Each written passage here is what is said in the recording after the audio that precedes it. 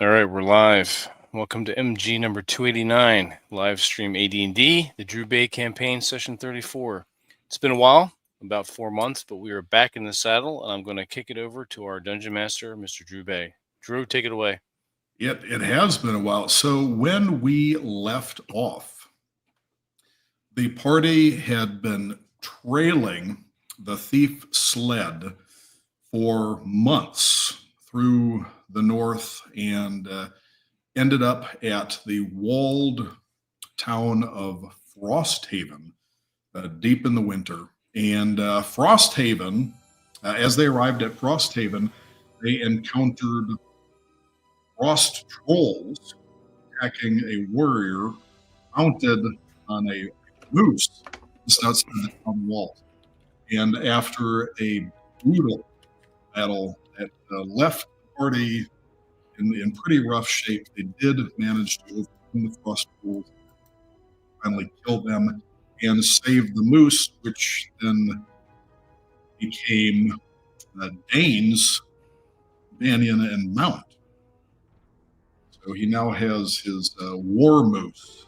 But because the party was in such bad shape, as soon as they were escorted through the gates of Frosthaven, they were taken to the temple of, and hopefully I'm not mispronouncing this, but the goddess, I think it's Ire, who is a handmaiden of Frigga, and the cleric of Frosthaven attended to all of them, healing them, making sure that all of you were well fed.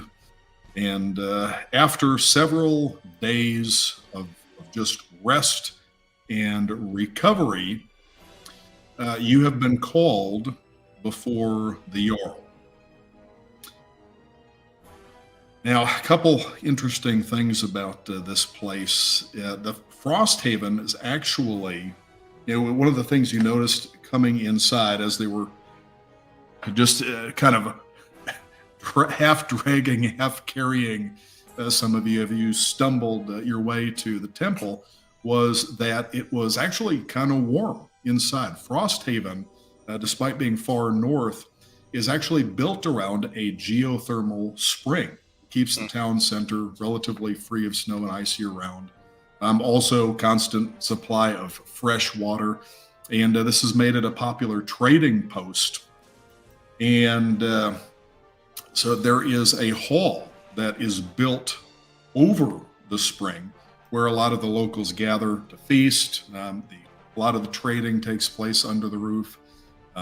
Reciting sagas, festivals, everything is here. And this is where you have been called to meet with Jarl. Are we close to what would be the border of Scotland then? Because we're already pretty far north, being in Jorvik. Probably. If you're further north than that, and again, we're taking a little bit of liberty with the geography because this is a fantasy. Well, there's no Hadrian's Wall because the Roman Empire didn't happen, and so that wall was never built up here.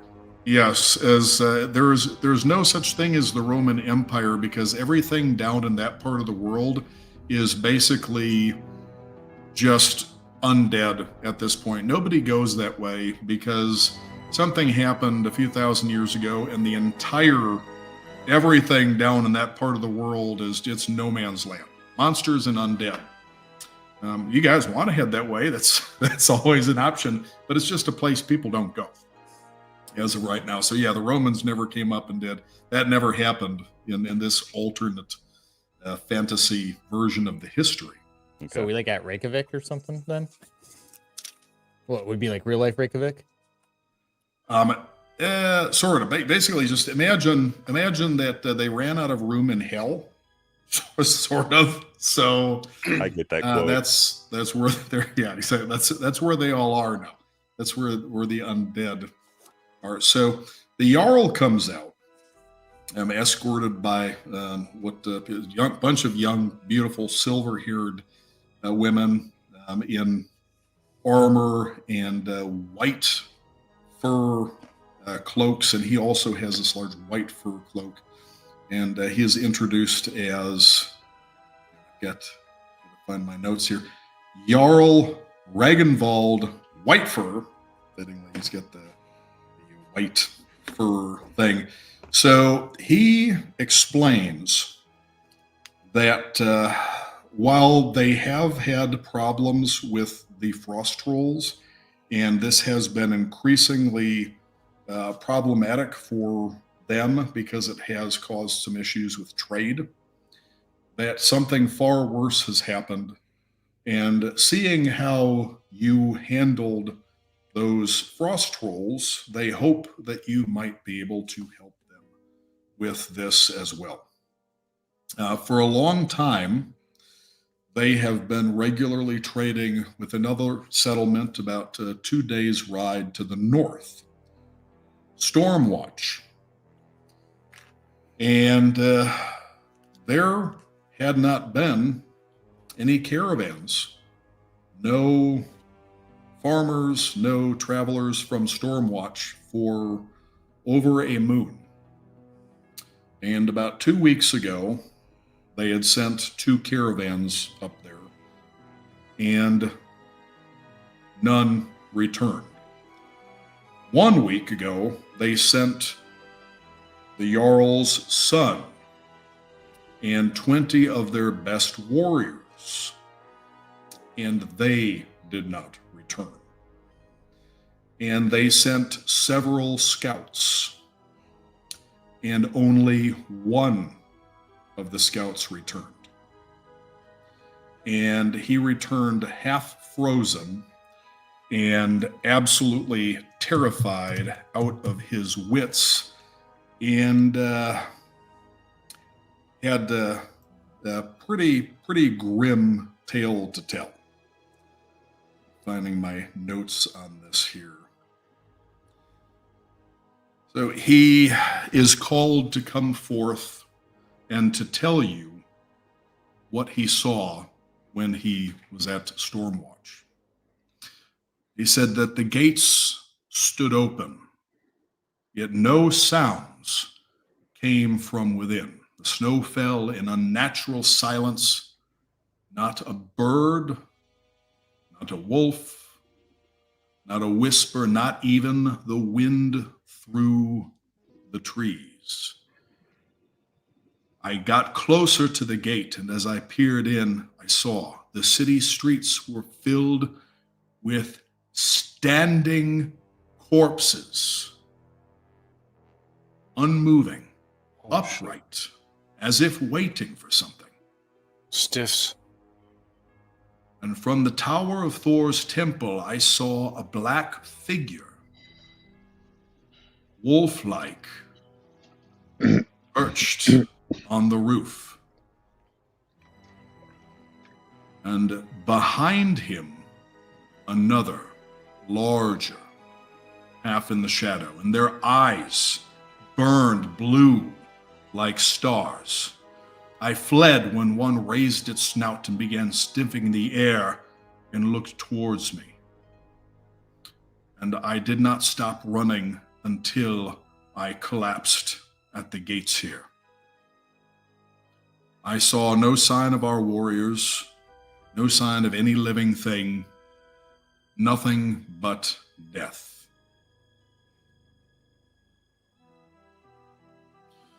And the Jarl thanks him and asks him to go back, and then asks you, would you go to Stormwatch, find my son? Bring him back, alive or dead, and you will have whatever you ask. Now, I realize this is much to ask of you, so in return, while Ire was tending to your wounds, I had some of the other clerics and acolytes bring up relics from the temple, our treasures, that may aid you in this, if you accept this task. And a bunch of them bring up this chest, really heavy. They set it down, open the lid, and it is just, and Bjorn, because of your sensitivity to all things magic, even without having to cast detect magic, you feel it, almost a magical pressure, like chills running up your spine as this thing gets close. And like, this is some powerful stuff in here. And you guys might want to take notes. I've got all this written down so I can paste it into the comments if you need the details later. But he has the cleric start pulling these out and handing them to you one at a time. And first, I got these. I'm assuming Ulfer is standing near me. Yeah, Ulfer. I'm assuming that you guys are all right there. Okay. Yeah, as an arcane wielder, I need to know what's going on. Okay. I mentioned to you as soon as the box starts approaching us that I can see a great radiance coming from this box. There are very powerful items here, very sacred and holy, infused with the power of the gods. I can not see that myself, but I get the sense that there's some powerful things in here. Yes. So you can confirm that. That's good. Only Bjorn can see this, but out of the corner of your eye, you also catch the ghost of Bint looking up under the cloaks of the gorgeous shield maidens surrounding the Jarl, but also floating over to check out what's in the chest. I give him a glance and tell him you were supposed to be following someone. I hope you have an idea of what direction he went. He goes wide-eyed. You had an ass to sniff. And he nods. Okay. And he points north. Okay. So he's back. Okay. But the first thing they pull out is this shimmering blue silver cloak. It almost looks somewhat shiny and translucent like ice. And they hand this cloak to Ulfer. And he says, "This is the rune veil of the Northwind." The rune veil? He said it will, the rune veil of the Northwind. You can see that there's, in the fine silvery threads, there are runes, like lines and lines of runes etched or stitched into this thing with fine silvery thread. Is it a dark blue or a light blue? It's kind of an icy, lighter blue. All right, well, that'll bring out my eyes. There you go. And he says, this will give you protection from the cold and cold magic. And mechanically, just so you have this note, resistance to cold damage. Okay. Advantage on saves versus paralysis or fear. Okay. +1 to AC. +1 to AC. All right, that'll there's more. Once per day. Oh shit! And he explains this to you. Once per day, you can vanish into the wind and reappear anywhere within, he says, 20 paces, about 60 feet. Like it's a 60-foot teleportation. Basically, it's like Dimension Door. Yeah, with a flurry of ice. A flurry of ice that blinds all adjacent enemies. Oh, and so this it's is dramatic. for one round. For one round. So when you reappear, there's like, I can do that once per day. Yes, once per day. All right. Well, I thank him for that. There's more. There's more. Do tell. The runes in this veil will allow you to read Hell's runes without being cursed or driven mad. Hell's runes? Yes. Okay. Then he pulls out from the box a pair of axes Oh, look at that. and approaches Vidar and Sigismund. Am I pronouncing Sigismund, right? Approaches Sigismund. Vidar and Sigismund.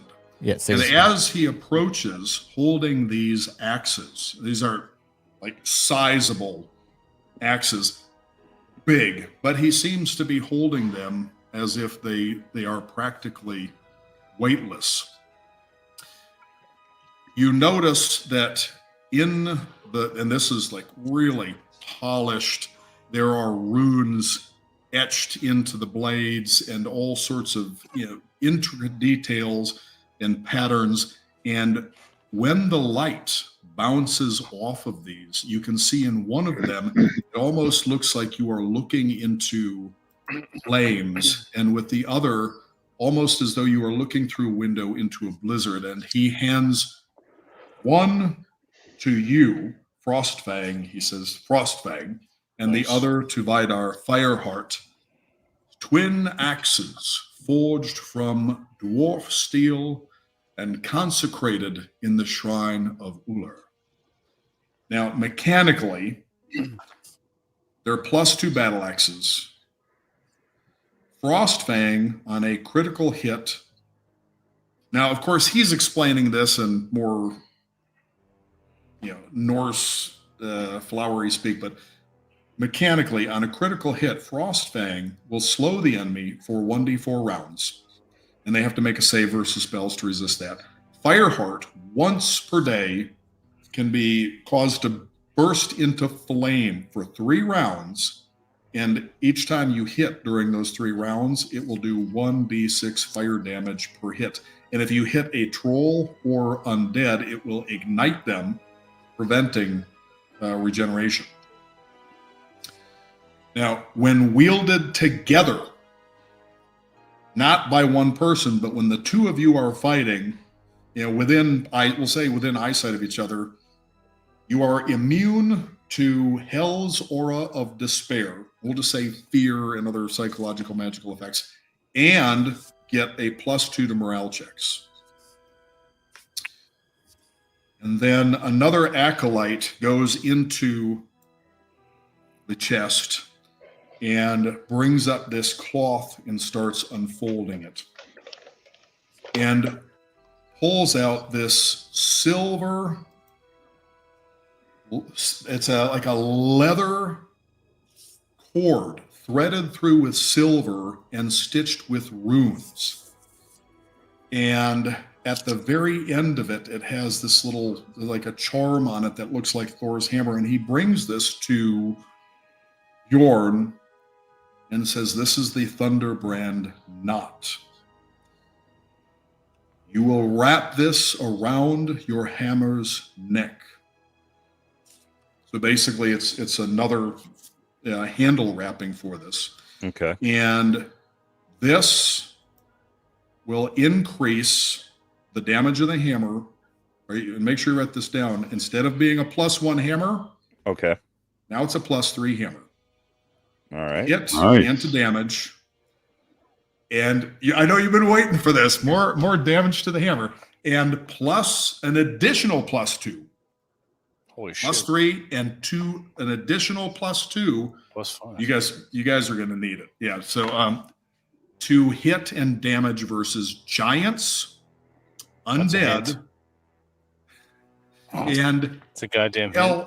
hell spawn. And Or of course, tackle. we're talking hell spawn as in Demons. Hela and hell here in this. But yeah, we would mechanically, it would apply to anything considered a demon in the monster manual. What's up, Bubba? Okay. There's more. Once per day, Oh, shit. you can smite the ground, causing all foes, and that's important, not everybody, because that would be tricky, all foes within 10 feet to save versus spells or be knocked prone by the shockwave. Okay. And if you are reduced to 0 hit points, you will be surrounded in a shell of lightning for a full round, repelling all attackers and giving an ally time to intervene. Nobody's able to damage you. No coup de grace possible for a full round if you are down to 1 HP. That lightning shell just nothing. It will knock back whatever did it, and nothing gets to you for a full round. Then they go back to the chest and they pull out a golden armband engraved with the symbol of Balder and very intricate weaving throughout. And they hand this to Dane. So this is the Dawn Spark band. And this will grant immunity to fear. Mechanically, you get also a +2 to saves versus death magic, like, Finger of Death and all that, or necrotic effects. And once per day, you can lay hands on a weapon to bless it with Baldur's Light. And then for 1 minute, what would that be mechanically in game? Would that be, it's 6 seconds per round, it'd be 10 rounds. 10 rounds, yeah.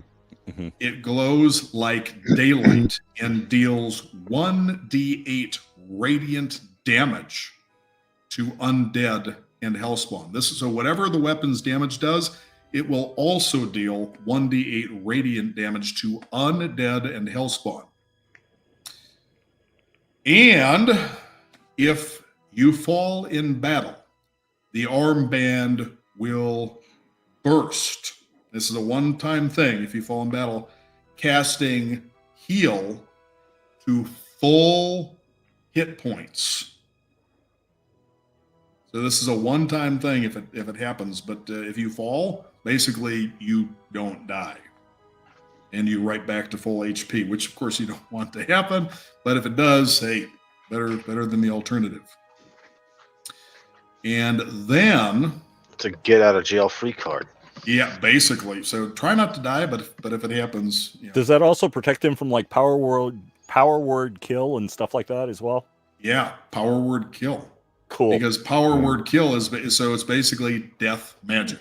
So I would consider power word kill an instant kill spell, death magic. So yes, that would also affect that. Nice. Finally, they pull out this huge cloak, this heavy bear fur cloak, and bring it to Galdor. The pelt of the blood bear, and they explain that this was made from the skin of a legendary northern cave bear who was gifted to one of Jarl Ragnvald's ancestors by the bear's spirit. Grants a +2 to AC, so increases your AC, resistance to cold, and advantage on tracking. I know advantage is not a thing in AD&D, but we're going to use it anyways because it's a cool mechanic. It's like having a +4, but we'll just say advantage on tracking undead or hellspawn. And once per day, you can roar, inspiring, in this case, your cave bear. As a ranger, whatever your animal that you've got, but in this case, it would be your cave bear. You can roar, inspiring the cave bear to enter, or if you get another familiar later on, but inspiring the cave bear to enter a frenzy for 5 rounds.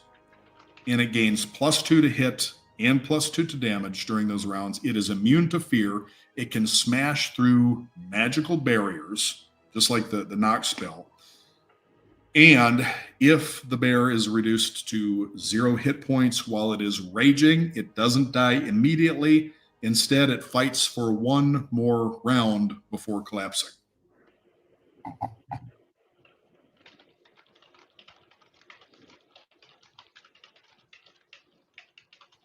Okay. So as he's handing all of this out, also you can smell that somebody is bringing out trays and trays of food, bringing out mead, and he asks, if you undertake this, all of this is yours, as well as, and as he's saying this, they dump this chest on the table, half of the offerings to the temple. And there is a lot of gold and platinum in there. Literally like bottom of the chest full. Rough estimate looking at it, you think I like this plan. It's probably a mixture, let's say it's a mixture of gold, platinum pieces, and gems that appear to be worth about, we're going to say 20,000 gold pieces altogether. I'll take it. So now again, city full of undead, like a city or a large town full of undead. 2 days trek north through, and this is me as the DM talking, just a reminder, and I'm not trying to talk you out of it, just let you know what you're getting into. 2 days trek north in the harsh of winter through frost troll infested forests, and you might find sled and worse there. Well, you had mentioned that the one lone survivor mentioned that he saw these dark wolf-like entities in a temple of Thor.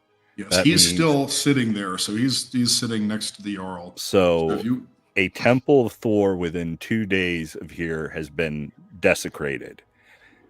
I cannot tolerate that thought. I must trek north, if for no other reason than that. I find that these treasures are most unique, and I don't need the wisdom of Odin to figure out that it was placed here for us by the gods on purpose, and that if nothing else, the mighty gods wish to be entertained by us further.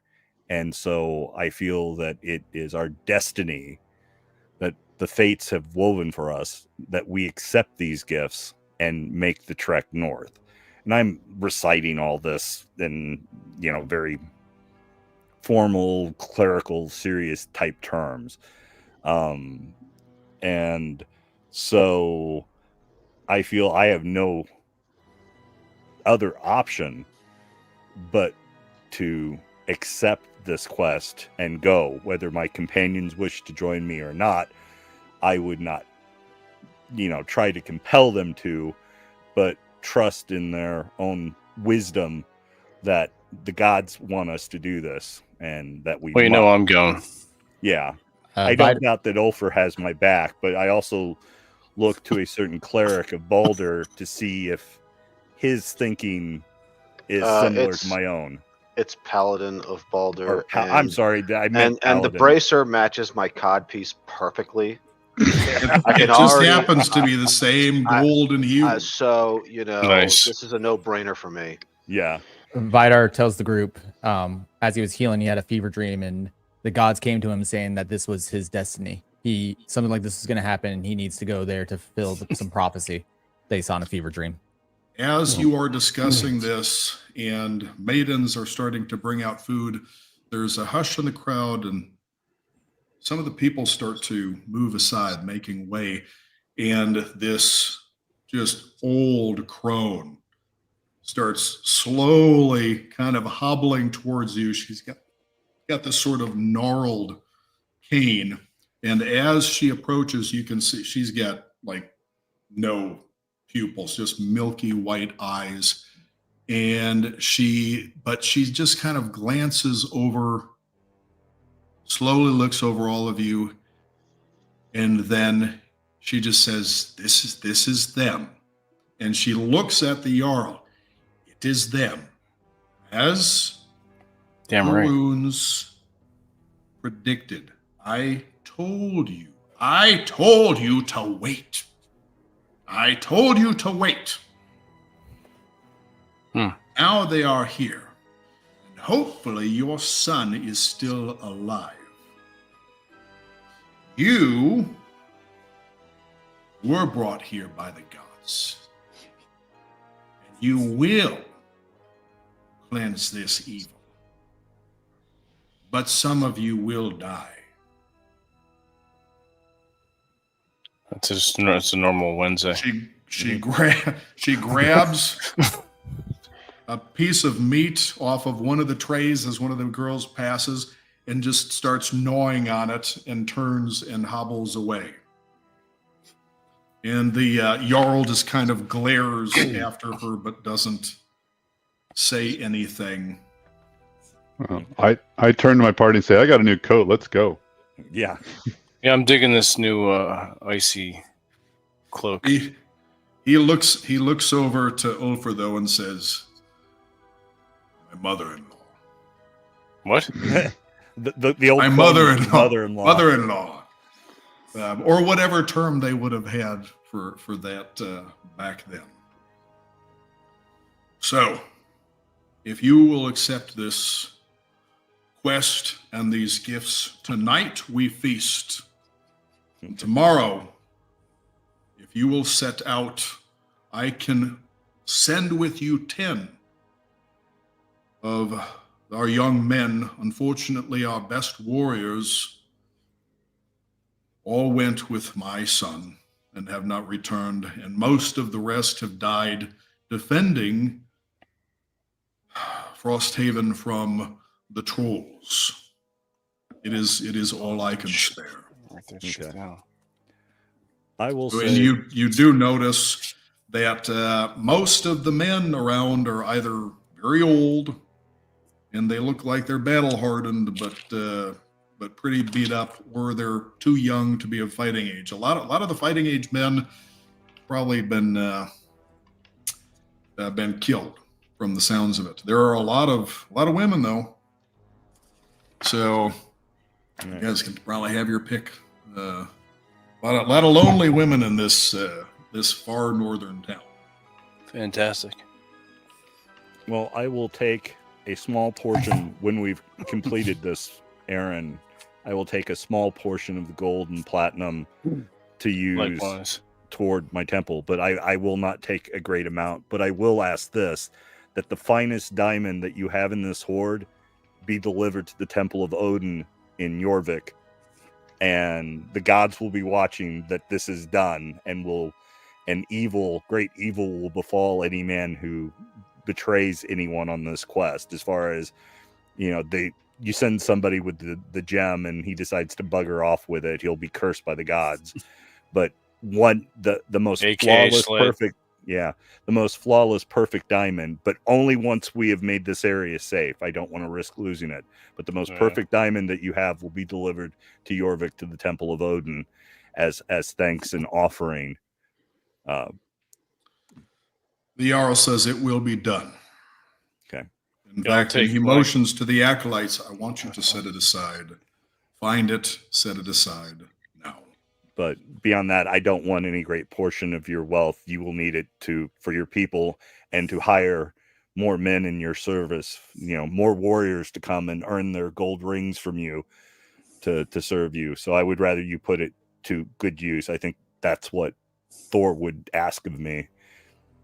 So besides, we know, not saying this out loud, but in character, not in character, but out of character as a player, we have a substantial hoard awaiting us elsewhere in the world, in land that we're going to reclaim and build towers of magic, as well as temples to the gods. Oh, yeah. We So get back to it and yes, kill all eventually. those dark elves and take it back. Yes, Yep, eventually. get my tower. Yes, Well, exactly. So I will, once this is finished, if Ulfr survives, he will take some of the platinum for his magical research. And as all of this progresses into the evening and skalds come out and sing and recite epic poems, and more food and mead are brought out. Nice. Bint, Mhm. after he finishes going around looking up all the cloaks of the gorgeous shield maidens, comes and gets your attention, Okay. Bjorn's attention, and he can't really vocalize in this form, but you see him trace two runes, Okay. Thief Mm-hmm. and Hell. Okay. And then he points to the north, Okay. and then he writes out more Wolf Demon, Okay. and he holds up two little blue gnome fingers. Okay. Wolf demon. I'm relaying all this to Ulfer if he's with me, and to the party if they're not too busy feasting and wenching.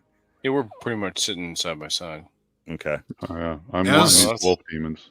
That's As you are having this interaction with Bint, the old, we call her seer, comes up again, and she looks at him. You Mhm. can tell she is looking at Bint, and she just asks him, "Are you lost?" Oh shit. And Bint's like, no. She says, "Are you sure? You don't belong here." And Bint is like, "Do you need help? Do you want to go where you belong?" And Bint is like, "Nope." And he looks to you, he's like looking to you like,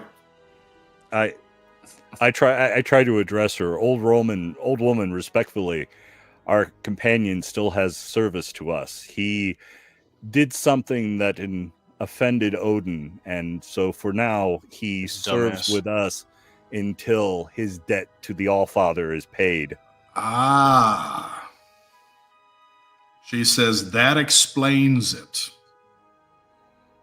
And she looks closer. She peers, and again, it's all milky white. There's like no pupils or anything. She says, "Ah, yes, you've been touched by the All-Father, by the battle god. I can see it. There isn't much you don't see, is there?" I am still a long way from being as wise as the Allfather. I have not made the sacrifice that he did, and were I in his service directly, I would have no choice but to do so. Honor would compel it of me.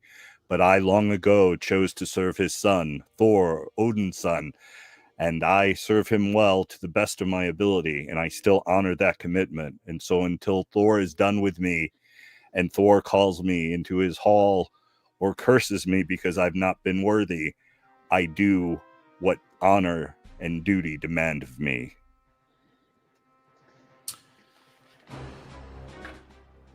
She says, "You will do him a great service by cleansing this evil." Okay. And then she just kind of waves to Bint and grabs another rib off the table and starts gnawing on it as she walks away again. So, you guys have any plans for the evening, or do you bed down after the feast? What do you guys want to do right now? Pray and then get some rest. Yeah, I'm going to study my spell book, get my spells ready, and then rest up.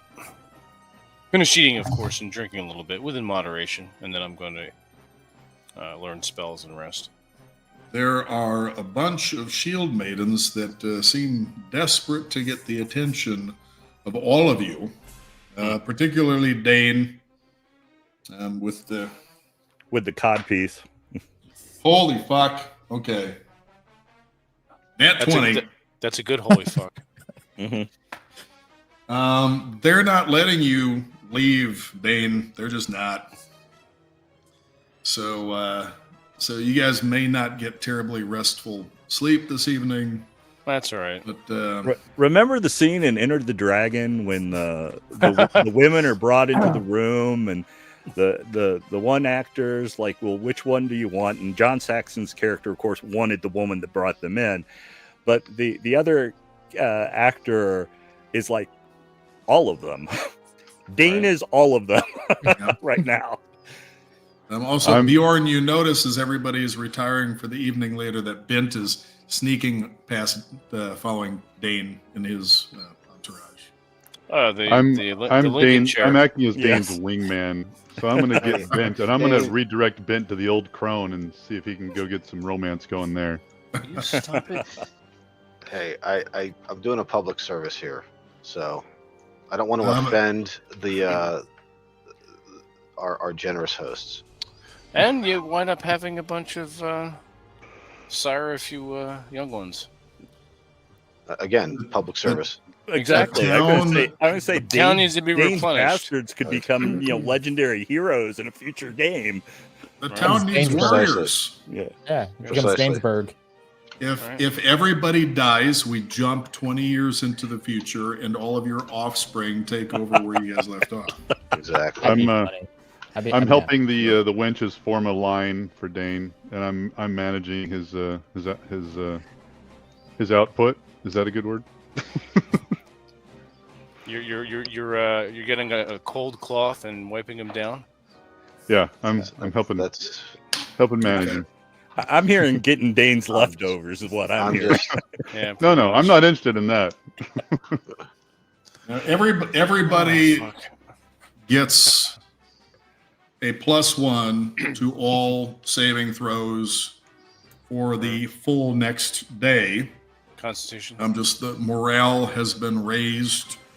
Yes, so everybody gets an extra. So everybody right now, between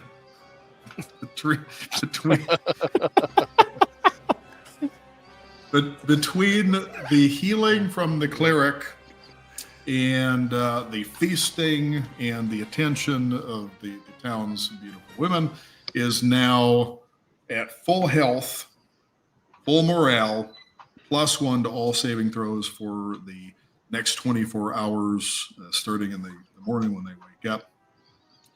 So, head out immediately, go around town. Oh, I should also fill you in. While they were tending to your wounds, they also took the liberty of cleaning, because obviously your stuff, you guys have been traveling, you've been killing stuff, a lot of blood, a lot of gore, armor, everything has been cleaned, and the smiths have sharpened your blades, have repaired any Polished the dents cod in the piece. armor. The cod piece is impervious to all non-magical damage, so Nice. nothing can hurt it. Nothing damages the magical cod piece of Balder. So your stuff is in pristine condition. Links and mail have all been replaced. Stitching has all been done. Linings in your armor, they have taken really good care of all of your stuff.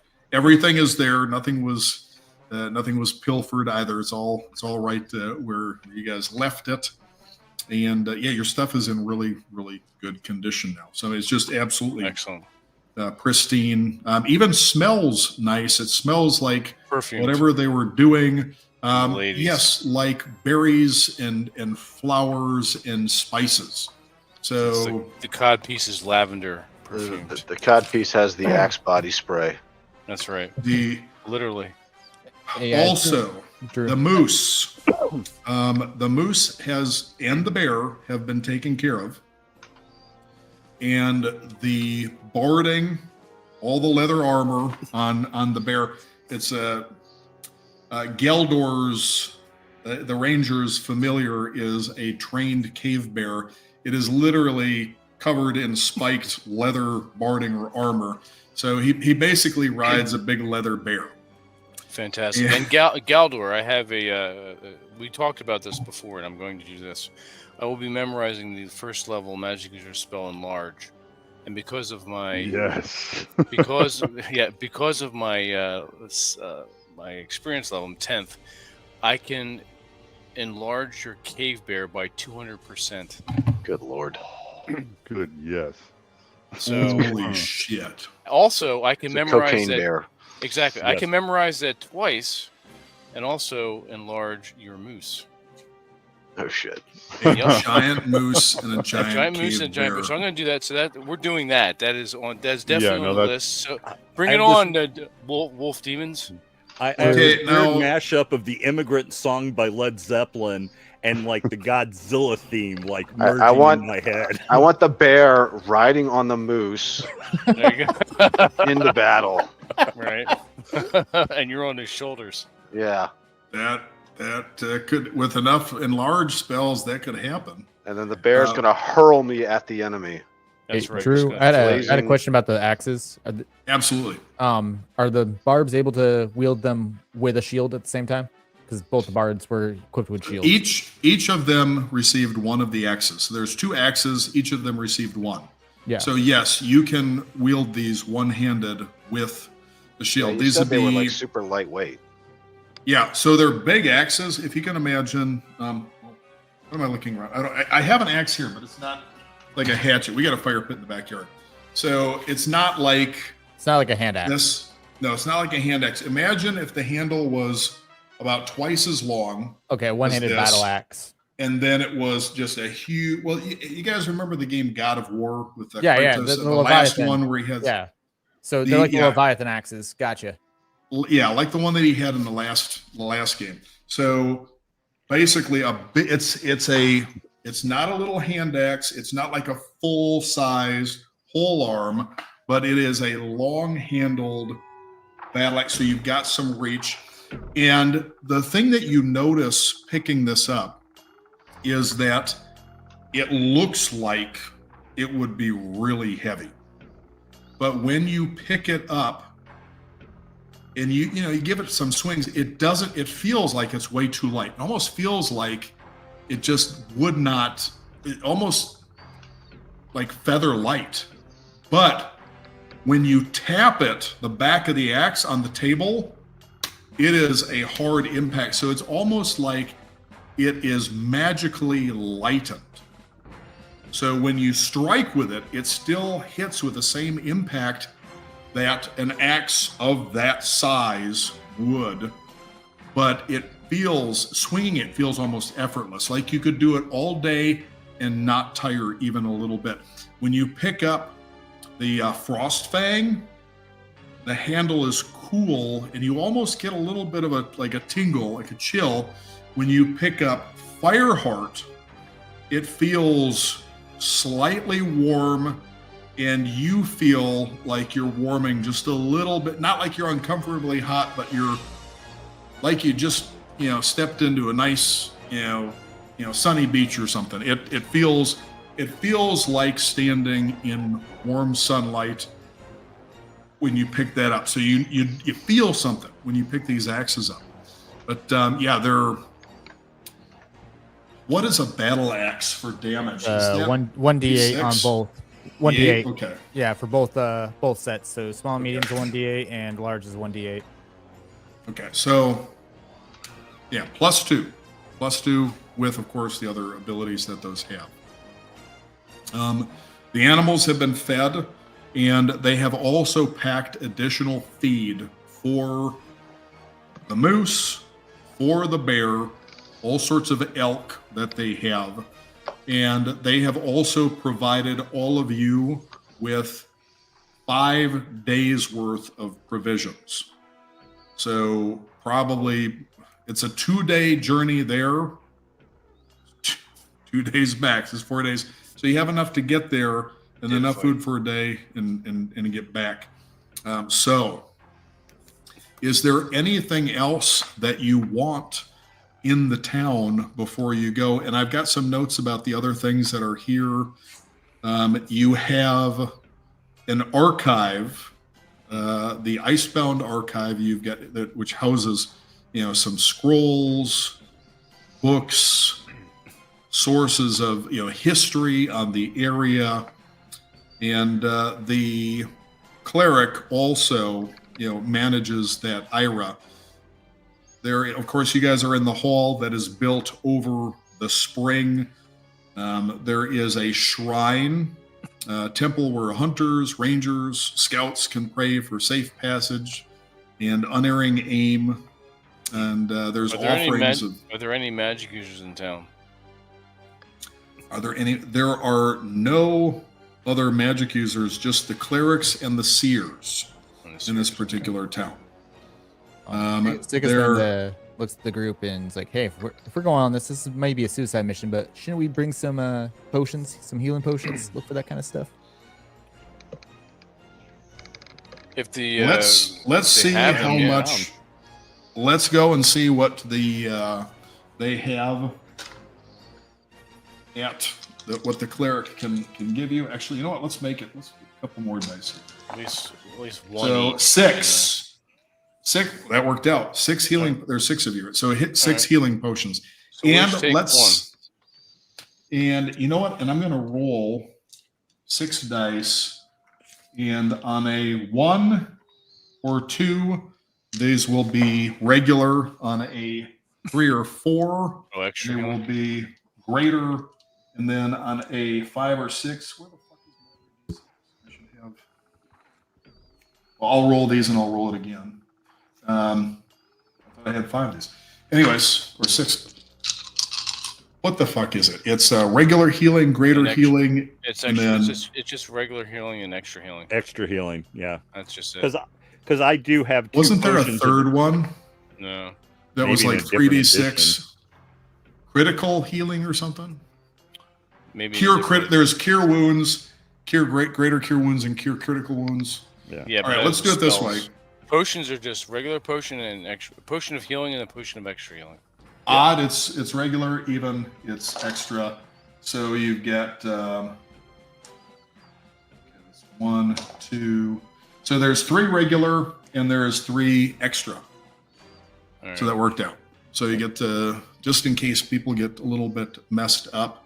I'll take one of the regular because I already have 2 potions of extra healing. So I'll just take one of the regular. I'll take one of the extra. You guys. Just 1 extra, that's all. Okay. 1. I'll take Sigismund will take a regular just because he's tanky. All right, and I am going to see what other potions they have. I'm gonna roll for. Actually, first we'll see how many additional potions because you guys are gonna need stuff. 5 extra potions. Okay.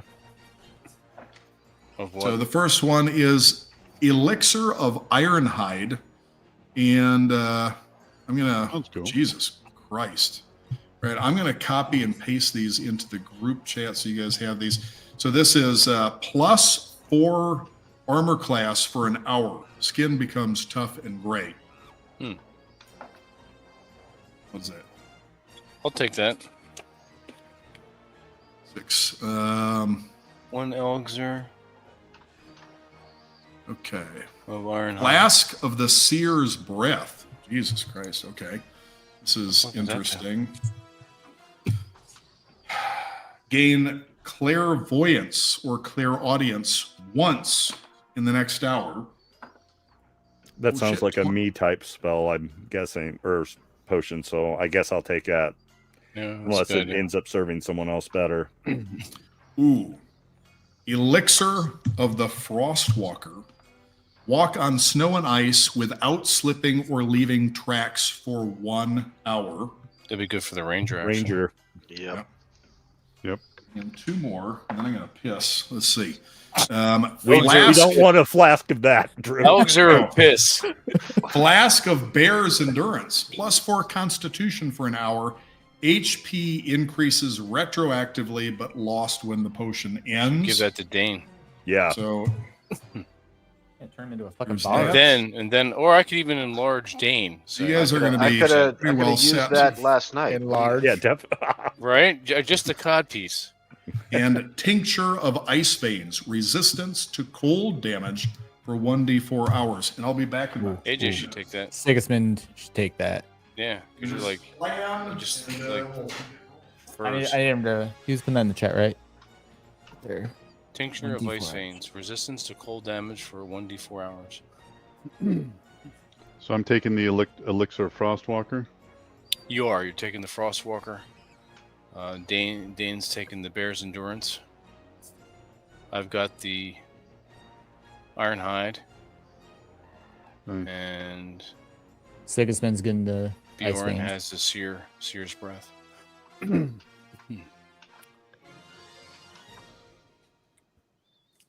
Alright, so I definitely memorized the 2 first level spells in large. Probably take Mirror Image as well. That No, it's that second lets level on me Magic Missile. that lets me take a different spell because I was looking at enlarge as a magic user spell first level, so I can grab Shocking Grasp. I think is one that'll be helpful. Yeah, do that. But I'll do the enlarge for both of you, both Dane and Galdor. They're your animals. That's going to be great for the big boss. Oh yeah, 100%. That'll be fun. Take him out real fast. Of course, I've clued in our DM to what we're going to be doing, but Should I memorize enlarge just for Dane's codpiece? I don't know if you can do. You'd have to have Dane enlarged with the codpiece, or he wouldn't be able to lift it. Yeah. You'd have to. Yeah. Yeah, I don't think he could. I mean, you could just cast enlarge in the codpiece, and then he could hide underneath it, maybe, or wear it as a helmet. what is the percent? Yeah. What is the percent increase in Codpiece size? of ultimate hiding. That's right. And You could swing it as a weapon. the elixir of piss. Yeah, we could, I'm imagining a naked Dane running out of a brothel, wielding his codpiece in one hand, bitch slapping bandits or something. That's an interesting visual. it could be blessed so Yeah, it that could be. striking with the codpiece does, let's say, 2d6 radiant damage. Which means that you can either take it off and swing it by the thong, Or I could just have the Or you- the pelvic thrust of you could death.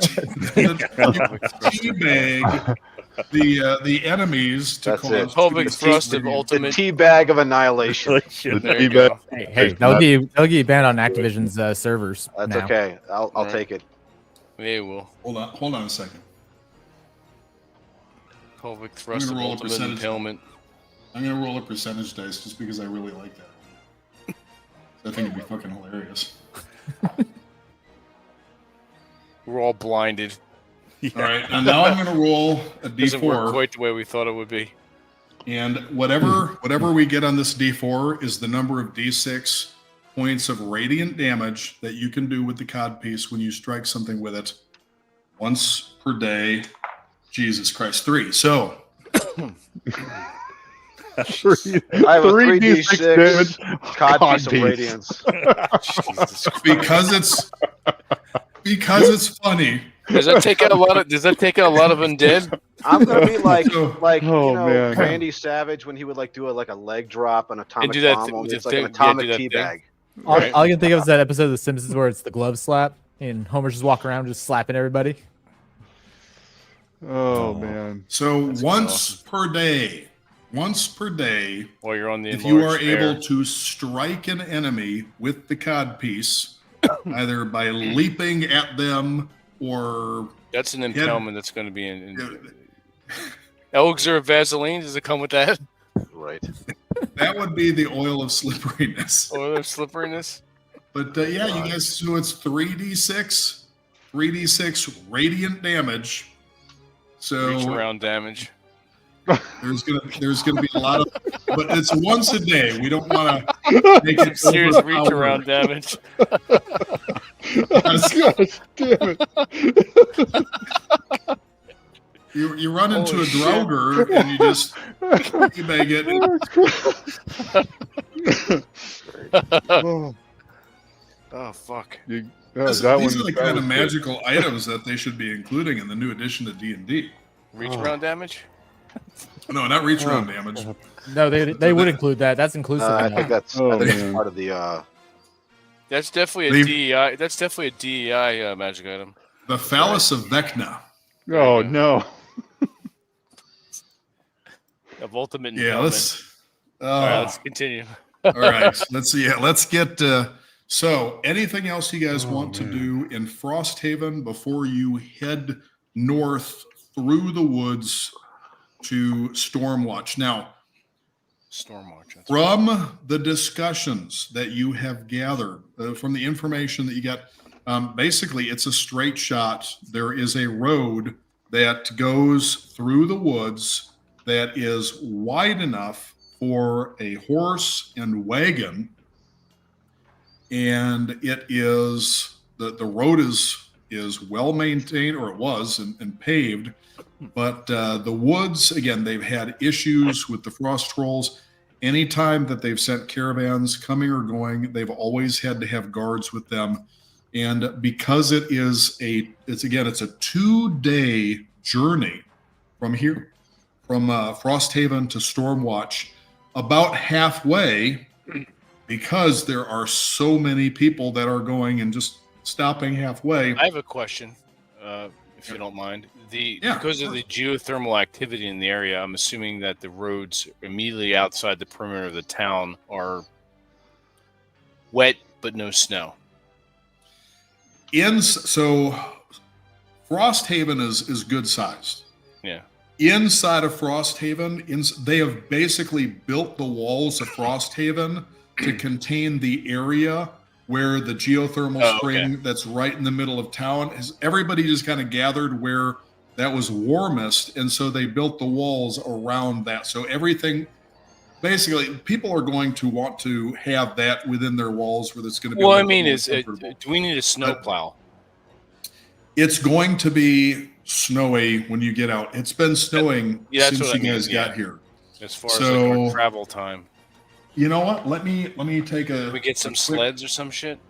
We'll see how deep it is. It's been falling for a few days. So the snow is not too bad. It is maybe about 18 inches deep. Okay. So I mean, you can walk through it. The horse and the bear can, or the moose and the bear can get through it easily. But if you ask, they have like sleds that you can connect basically with runners instead of wheels. But basically, a small wagon. Yeah. They lend you a small wagon with iron runners instead of wheels that either the moose or the bear would be able to pull, or both if you guys wanted to ride in it. That's probably good. It is big enough. It is big enough that 4 people could comfortably ride on it, which means you get Vidar Galdor on the bear, and you get Dane on the moose, and then the rest of you can ride. I suggest we ride in this little sleigh. Heck yeah. That'll get us to Stormwatch faster. Yeah. Okay. So they need a little bit of time to prepare. All right. The reins are adjusted so that you can attach them to the bear, to the saddle, and to the moose. Instead of normal horse reins, they have that. Right. Although they do offer, if you want, you could also have a pair of horses to pull those. That'd be up to Dan Galdor whether we want to like keep them, because it's two more animals. It's 2 more animals to feed. Well, it's 2 animals to feed, but the bear and the moose are also attack animals, and they don't want to be. How quickly can we disengage the sled? There are hooks, like not sharp, of course, but that go into where the reins are, that can be unclipped sort of to undo this. So it would take you maybe a turn. Let's say not a turn. Let's say a round to disengage. Okay. Let's say an action. It would take an action to disengage them. All right, well, and we wouldn't need reins on them. We just need a harness that loops around their neck to pull the cart, because if Dane and I are riding our animals, we're steering them. We don't need reins on a whole harness. We just need a harness is whatever they would normally use to connect the animal to the wagon to pull it. I guess harness is probably harness, what I'm the tack, yeah. That would be pretty easy to disconnect because it wouldn't hamper their movement once you disconnect it from the cart. So really, just That's what I was worried about. Yeah. Wouldn't there be a pin? yeah, it'd be that like a would go cotter through- pin. Yeah, just pull the cotter That's- pin and we're good. We run. Okay, so that's what you've got. You've got a pair of whatever kind of straps connected to a some Called metal a pin. hardware that's held in by a pin. That makes sense. So there's a pair of those, and then Right. and then you've got 8. They were able to get 8 warriors that are currently healthy enough that aren't too terrified that are going to go with you. 8 warriors. Okay. 8 warriors, and one of the acolytes from the temple, the cleric herself, could not leave. She has to stay and mind the temple and take care of the townsfolk, and they can't risk their only healer and cleric going off and getting killed at this point. So you have the 8 warriors from the town, and you get the idea that these guys are kind of young and inexperienced. So, but they are enthusiastic. They're ready to go to Valhalla if need be. And then one of the acolytes of the cleric, let's say they're comparable to maybe a level 2 cleric or something. So you do have a little extra help there. How much travel time are we going to be in between the where we start and where we're going to end 2 up? days, right? It is a 2-day journey from Frosthaven to Stormwatch. In rest times and stops and things, can we work to give some additional training to the warriors to get them, hone them a little bit better, make their capabilities a little better? You're not gonna be able to do a whole lot with them in maybe a day, but you know what? Let's do this. All we'll be able to really do is just kind of integrate them into what our fighting into style, our combat style, right? Yeah, right. So Okay. the main thing would be teaching them to maybe have a portion of them follow you, those Right. who lean more towards your skill set, and those that lean toward they're just straight out fighters. Put them under Dane's command and basically have them do whatever, and I'll deal with the acolytes as far as theological matters are concerned, as far as keeping Out their of the spirits 8, up. And there are 2 that are good archers. So 2 of the 8 I'll are take good those. archers. The rest are serviceable. And we're going to say that every one of these 8 fighters has a bow, a shield, and they have a spear and a short sword. The Or bowman, axe. Short the sword bowman would- or axe. yeah, the bowman would fit with my skill set, so I can work with those. yeah, and I'd put the rest under Dane's command. Absolutely. Yeah, and the barbarians will stick together like they have been. Yeah, And, I'm going to say that every single one of them, we're going to give a bonus, let's say a +2 bonus to any morale checks. So that, because they're inspired by, they're in absolute awe of all of you. And, some of the younger ones are constantly asking, how, have you fought a giant? Have you fought Draugr before? Have, this and that. They're asking for tales of your prior adventures. yeah, and something to keep in mind: these guys would be used to fighting in a unit with each other in shield walls and things like that. So, having someone like Dane commanding them, to form wall, move forward, move back, doing different shield tactics. Mhm. As a paladin, he's basically meant to be a battlefield commander. So I definitely think, wouldn't you agree, Noble? I mean, I don't think that these guys are going to be complete scrubs. So, they'll definitely be, serviceable in a fight in terms of, okay, Yeah. we can send a, small group over here to do this or whatever. And, But you should be the one player making that decision for the NPCs for what are effectively hirelings and such. okay. So how many of them are reporting to me and how many of them are reporting to you or Galdor? I've got 2. Okay. And that's of the 8 fighting men. So the other 6 are Danes, correct? Yeah. And you said there were 2 acolytes. or one acolyte from the. Okay. the So we're just temple. going to say 6 fighters are for the purpose of this section of the campaign are essentially henchmen. Right. Yeah. Okay. Got it.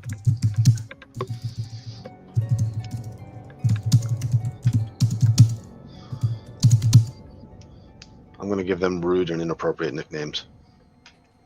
Seems appropriate. I mean, it's what a drill sergeant would do. Absolutely. Oh yeah. You know, I'll come up with something. Look here, dickbag. About halfway through the first day, just when the sun is starting to move a little bit past overhead to the east, Galdor senses something. Something smells off. Okay. You don't know what it is, but you get the sense that there's something not right. What do you do? I stop the party. I take my 2 bowmen who are going to be acting as scouts with me. I cast Pass Without a Trace on us. And we're going to separate out, sort of fan out, and see if we can figure out what's going on around us. We're gonna employ all the tracking You're gonna skills. tell us what you're doing, right? Yeah, I'm telling you what I'm doing, but I stopped you guys. I'm telling you we're gonna fan out with me and my 2 other scouts, and like I said, we cast Pass Without Trace so that we can be as stealthy as possible and see if we You can sense figure out something? what's going on. Okay. So I want Galdor, roll a d20. Okay. Yeah, Drew, how forested is the area? It is heavily forested. There are Okay. large, like Perfect. pines. Because 11. 11. Okay. So as you are making your way with your the 2 guys that are following you, and you're silent, you are almost completely undetectable. You start to, again, notice the smell, and you smell it before you see it. And you recognize the stink of goblins. And then over just maybe about 20 to 30 yards away, by some downed logs, you see them. Okay. They are wearing what look like white wolf pelts. So kind of like a dirty off-white. So they're difficult to make out with their silhouette with the snow coming down, but you spot exactly where they are, and it looks like they have bows that are trained on you. There appear to be about 5 of them. Okay.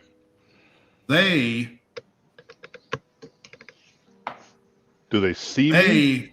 They see you, but they don't seem to realize that you know they're there yet. It appears that they're waiting for you to get closer.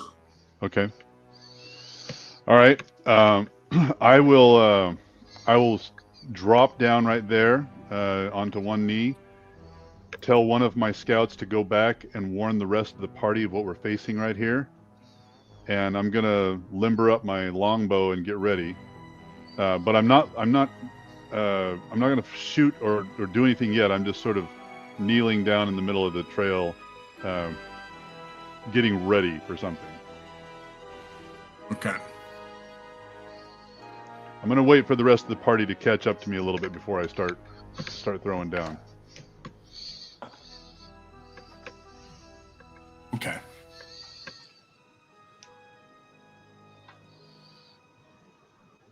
I need to get paper. Shit. Here, I should have my notepad out. Actually, fuck it. I'll just use let's open a Word doc and I'll use that to write all this shit on. All right. Give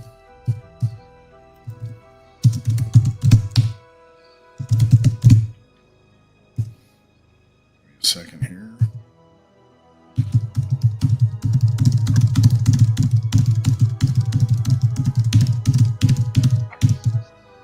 All that Quite the cadence. typing on that you're typing. hearing. Mm.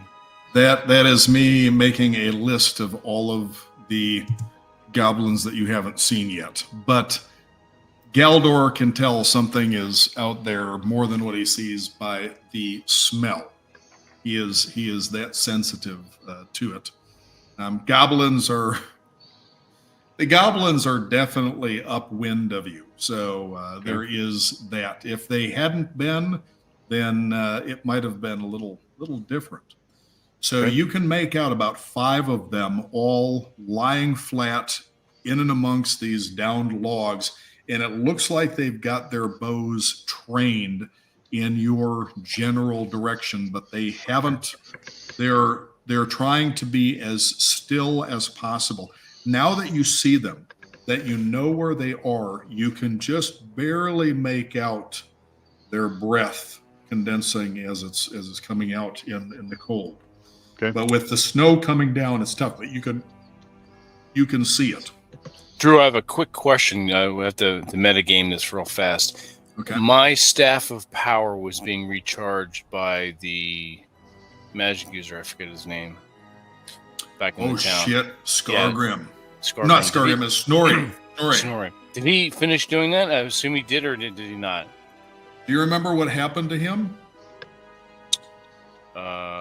Sled got into his tower and murdered him and burned the whole thing and all of the women and burned the whole thing down. Oh shit! Did my magic staff make a saving throw? Shit, you know what? Yeah. When all this happened, I forgot it was in there. So now Yeah, I Sled forgot too until now. Sled has your staff then probably. That son of a bitch. Well, that means that you might be able to get it back. Cool. All right. Actually, this is something that you would know because your characters would have discussed this. Bjorn tasked Bent with following Sled. And I'm pretty sure that Bjorn would have communicated to the rest of you during the dinner that Sled, or that Bent had indicated to him that Sled was in the direction that you're going. So maybe if Bent had seen Sled, Bent might have noticed that Sled has the staff. Yeah, I would have been explaining that to them when the crone came out, and then I had to talk to her about the fact that Bent still is serving us to repay his debt to Odin for offending Yeah, him. I remember. Yeah. Yeah, I remember. Yeah, stealing his eye. Yeah, I remember that.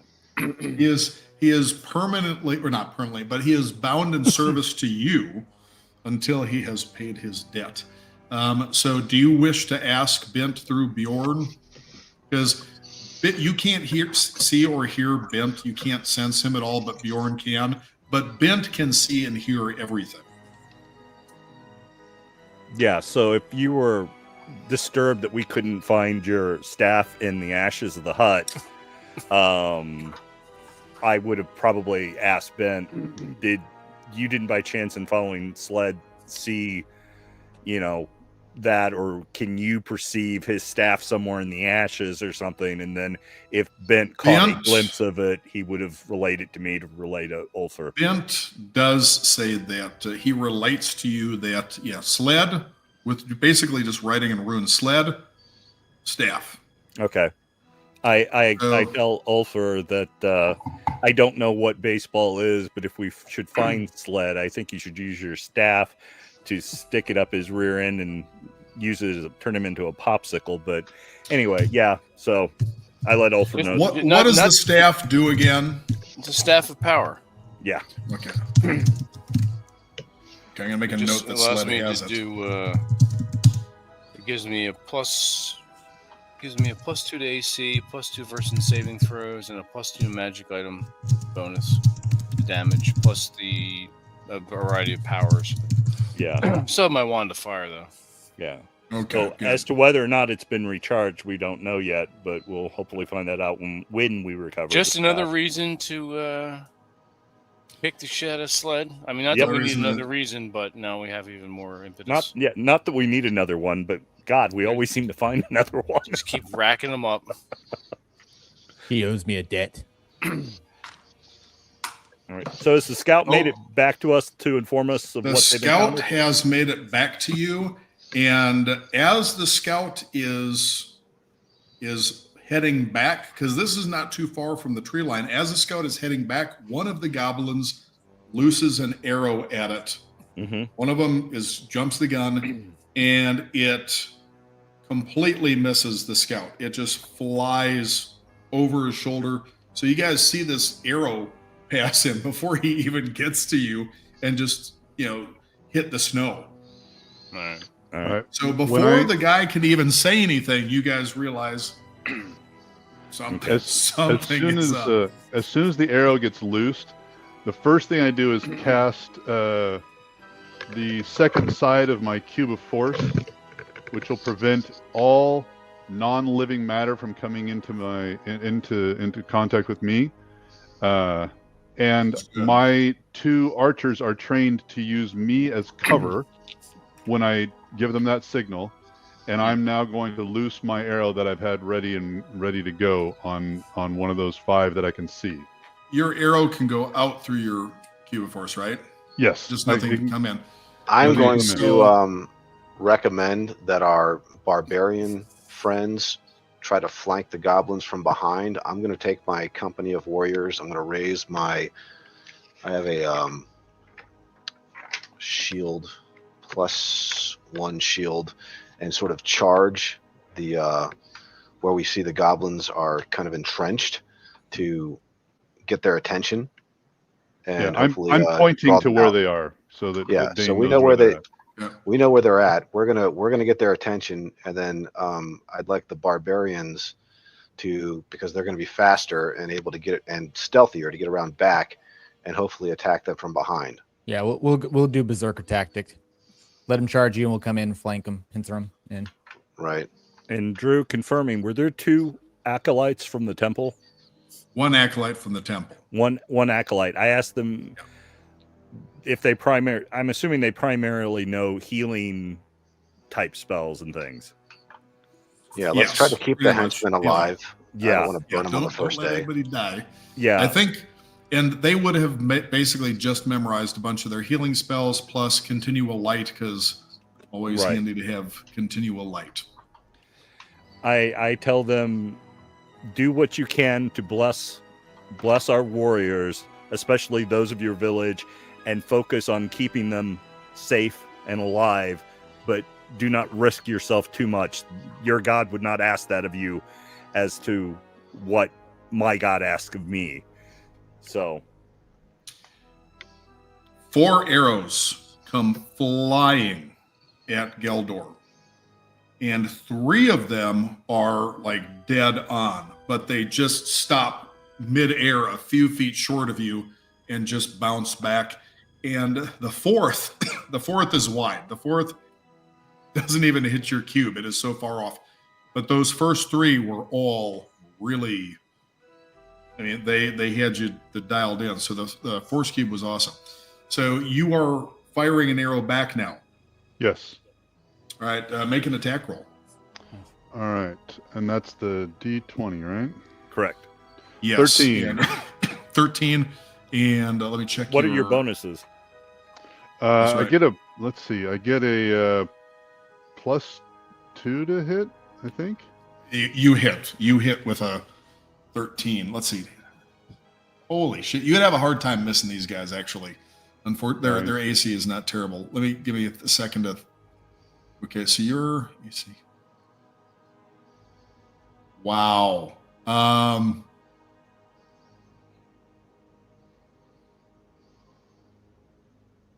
I don't think you can miss these guys. Their armor class just isn't that good. Sucks to be goblins. Stupid gobos. Wait a second. Like, Yeah, so your back on the menu, boys. to hit armor class 0, you have 14. So 15 would hit 1, 16 would hit 13 would hit. Wait a second. You got this backwards. So yeah, 15 would hit 1, 16 would hit 2. That's right. I'm trying to remember how this, because it's backwards. 17 would hit 3, and so on and so forth.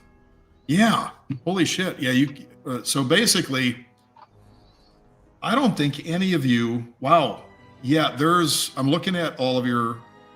I don't think any of you can miss these guys. That's a Yeah, good actually, thing. I just looked. I have a +3 at my level with the longbow. So Okay. And do you have any magic on the bow? no, I arrows? haven't magicked up any bows or arrows yet. That's Okay.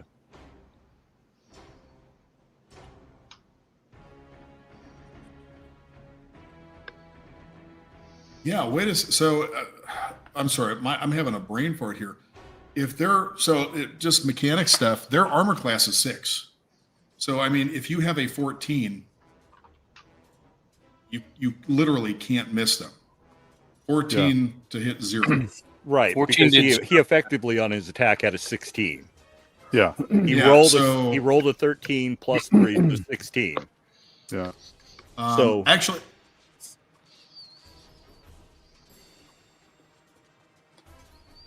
some of you have a little bit higher. Sigismund and Vidar have 16 to hit 0. This doesn't make sense. Thaco, Ulfer, is your Thaco 19 to hit 0? I don't think so. That 'Cause I'm sounds 10. really Mine is high. mine I'm is t- 14. I'm 10th level, Yeah, that doesn't sound right. but I'm a magic user, so Um, it's on page 75. 75 DMG. The monster matrix. So what hit die is a monster? It's only one hit die, but they're max because of conditions. All right, so it's one hit die. I'm sorry, we're hitting them. So the attack matrix for a fighter, a paladin, or ranger. What's your level, Galdor? 10. Level's 10. So your Thaco is 12. So you subtract their armor class from that, and that's your to hit. I need to update this then. His Thaco is 12. So if the goblin is 6, he needs a 6 or higher. Shit, that's right. So I'm doing it backwards. So yeah, okay. It's been a little bit. I have been playing as a player, not a DM, for a while. Yeah, if their armor class is negative, then you add it. That's if right. if it's not, then you subtract it. So, Yeah. but a 16 hits. Oh yeah, Yeah. more than hits. It absolutely hits. Okay. So as we go through, everybody just let me know what your current level is so we can update these. But yeah, that hits. So roll for damage. Yeah, my Thaco Yeah. is 19.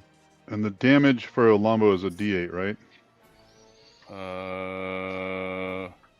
Well, it's the arrow, and I think it is a D. It might be.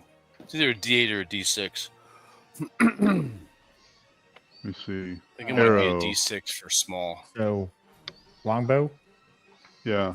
Jumping on the right page. Oh, right there it is. Longbow. It is a. Well, there are also 2 types of arrows. Yeah. There are flight arrows, which have greater range, and then another type which does more damage, if I remember correctly. But I don't use arrows since I'm a cleric.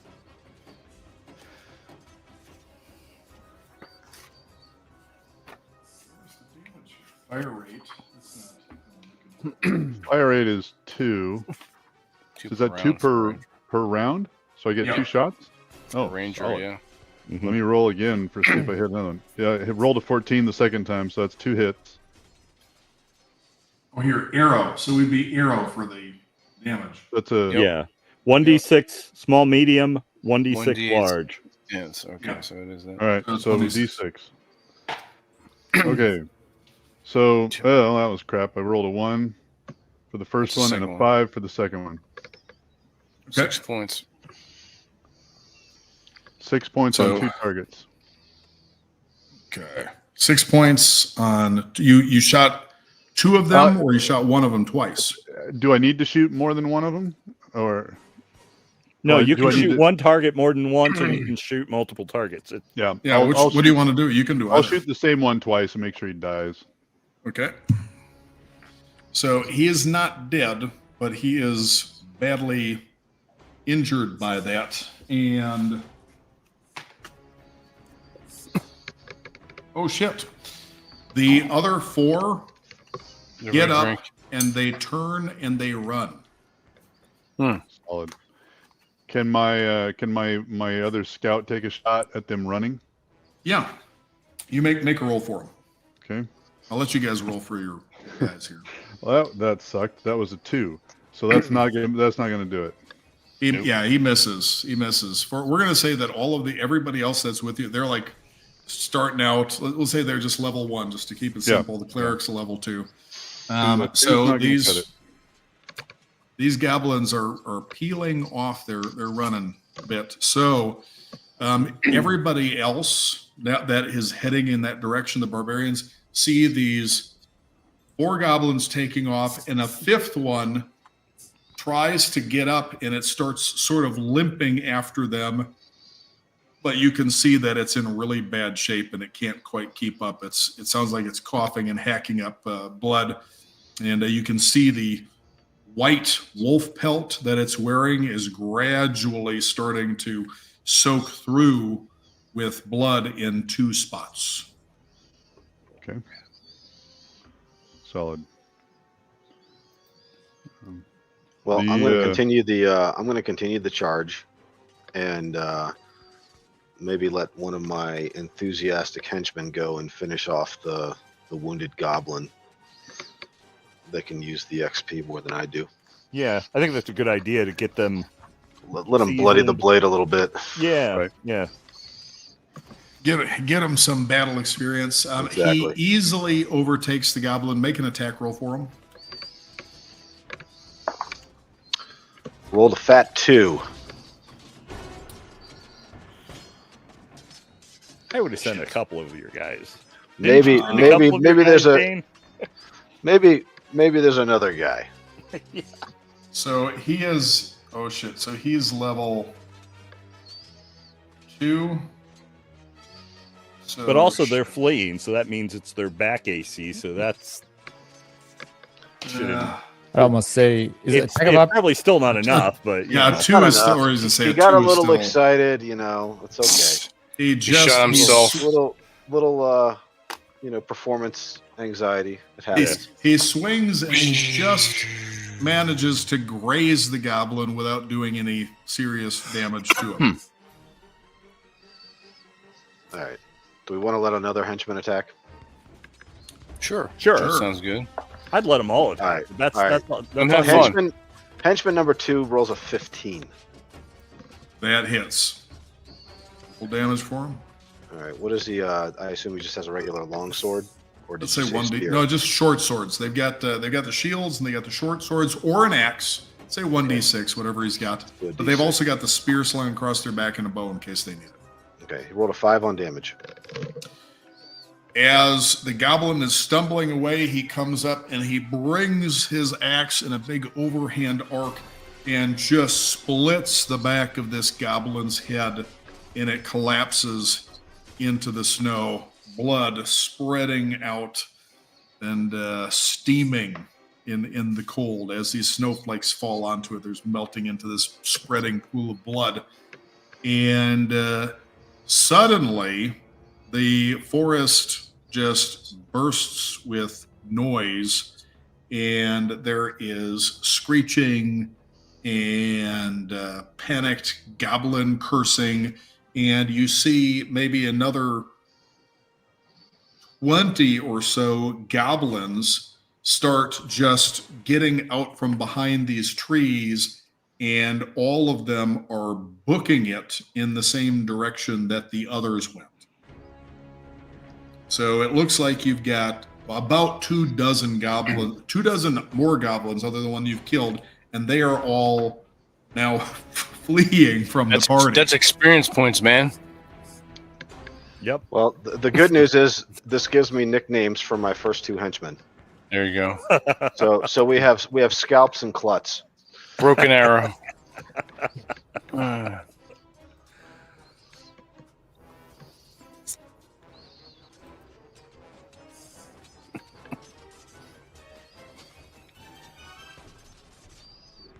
And Drew, just so you know, I have Carl flying up That's right. We almost forgot about Carl. In a reconnaissance to see where these, so I can get a bird's eye view to see where these goblins are fleeing to. So we may see the goblins take them out fleeing. To camp. So you see these goblins fleeing, mm-hmm. and you see all of the goblins suddenly start scrambling in different directions, okay. As something massive comes barreling through the trees, and you just see a huge arm, because he's looking down through the trees, huge arm with a club swing and knock about 3 or 4 goblins, sending them flying. Can I tell what that arm is attached to? It looks like a frost troll. All right. So suddenly, frost troll, guys, frost troll. Where everybody else is down there, these goblins are all panicking, and in the distance, something is coming charging through the trees, and all you see now is this massive. Oh crap! I don't have the image anymore. I need to find where I put that. Anyways, this massive frost troll. Frost troll, gentlemen. Imagine this thing is just like 12, 14 or so feet tall, pale blue skin, like glowing blue eyes, covered with this whitish fur, long shaggy beard. It looks like it has, as it's getting closer, sort of leather cloak, it's bear and wolf and all these different pelts stitched together roughly to form it, and its hair is in sort of loose braids with human and wolf and goblinoid skulls and other bits of bones and things woven into it, and it has this massive wooden club.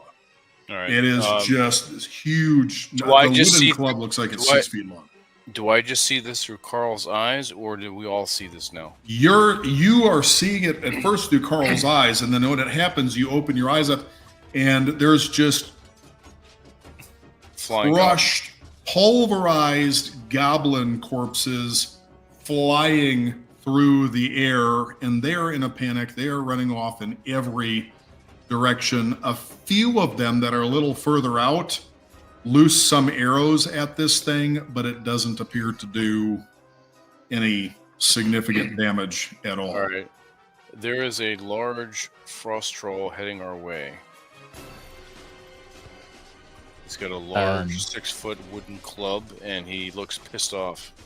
All right, I'm gonna call the henchmen all back, and we're gonna form up kind of a wall of spears.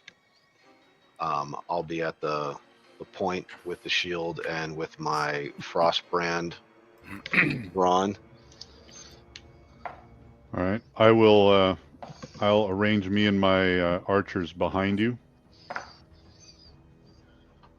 What are your animals doing? Cave Bear is with me, and I can have him ready to run out and start attacking at any moment. Okay. I want the moose off to the flank, so when this thing engages, we can the moose can charge from the side. Oh, that's actually a better idea. Why don't I do that with my? I'll have my bear come in from the opposite side of the moose. All right. Ulfr will not lose the fireball into this fray because it's going to be a mess, and then we could probably take out this one guy right now. I will have magic missile ready to go. I'm assuming the barbarians, because they were all trying to flank the goblins, saw this and they got behind the troll. That's what I'm hoping. Right. Yeah. Hit him from 4 sides at the same time. That'd rock. Okay, so now you guys, some of you remember from before that this thing has this cold aura around it. Well, this freezing cold won't bother aura. me because of my cloak. Yeah, does that bother me at all because of my bear skin? The bear skin? No, I believe that your bear skin gives you, it gives you, let's see, resistance to cold. So I'm going to say that doesn't affect you. Okay. Then with knowing that, or the aura. Now there's also a frost breath. Resistance versus vulnerability would mean that you would take half damage from any other things. I'm I'm assuming. going to say that you're immune to the cold effector on it right now. Though I'll check later, but for now, let's just say you're immune to its cold aura. I'm assuming the frost, not the frostwing, the fire heart or flame heart. I'm assuming that's got kind of like a warming aurora on it since it's warming his hand. It does not have any ability to give you immunity to cold. Let me go back and see this. But it may do more damage to this thing because of its nature. Let's see here. Let's see. It doesn't say whether it is. Well, it's a troll. Fire. So there's that. So with trolls in general, actually here we go. Fireheart. Once per day, it can burst into flame for 3 rounds and do an additional 1d6 fire damage per hit, and it ignites trolls or undead. Ooh, yes. That's handy. So That's very handy. Let's give that. Let's wait till that troll is down and throw that thing in there. Yeah. and you could use it as a thrown weapon, although then you would need to go and retrieve it. No, we're not throwing axes today. Okay, so this thing is barreling towards you. You guys want to roll for initiative? You guys versus the trolls? Sure. Or troll. There's one. Yeah, We're yeah. doing Don't it make as a it group, plural because you Who's freaked me out there a rolling? little bit. Who's rolling the 6-sider for the group? Don't we have to declare actions? Oh, we already did. I Yeah, rolled a yeah. 3. Okay. Troll has the initiative. So it is now charging. It sees Galdor being the closest, and it is charging towards Galdor. And it grabs a goblin as it's running by, and it just throws this goblin at Galdor. And you still get your force cube up, right? But it only protects against non-living matter. Oh, So shit. if it's a dead goblin, then yeah, it would protect me. But if that goblin it's sells some not- light, it's not dead yet. You're So- That dead. His arm. What would happen to his armor though? Like if he got tossed, like his flesh is gonna go through, but would his armor disintegrate? would his armor stop him from hitting me? You know maybe, what? Maybe I'd get a headbutt.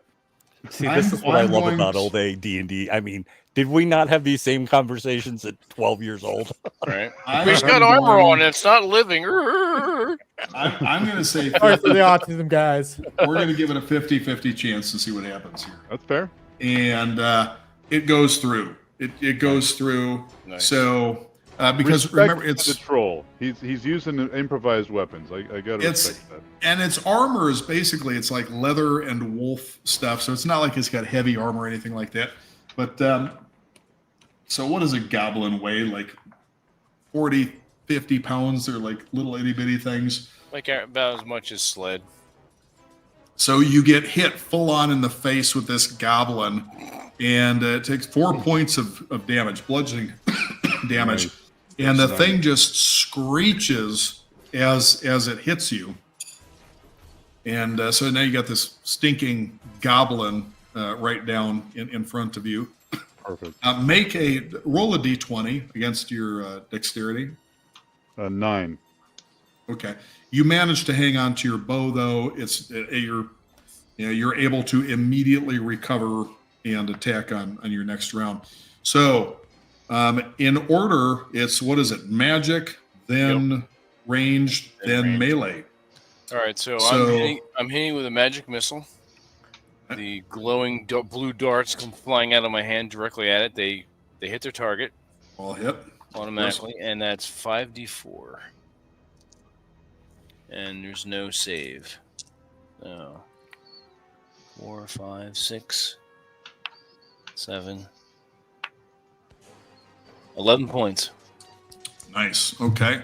So as this thing is barreling through the snow, coming towards Geldor, suddenly it comes to a stop as it is getting pelted with these glowing, colored bursts of force that are just flying to, just slamming into it, and you can see it kind of jerking as each one of the the bolts hits it, Take that. and it roars at this just deep bellowing sound. And as it does, you see this mouth open up, and it is just all jagged, pointed teeth. This thing obviously Sharp, is pointy teeth. yeah. It's Look at the wants to- bones. and you can almost, Galdor can smell its breath as it does this. It's that close now. Oh, it is. And like it is. Yeah. Oh yeah. It was charging. It didn't quite get to him. Oh, okay. Scooped up a Okay. goblin Gotcha. and threw it. I thought it 'Cause was it a wouldn't- long. I thought it was a long football shot. No, with the- it's so- like imagine this thing is running up, and it just reaches out and grabs one of the things and just slams it, Oh, okay. down towards you. It's Out of curiosity, Drew, was that screech anything audible, like verbal, that Sigismund could understand? Because he does speak troll.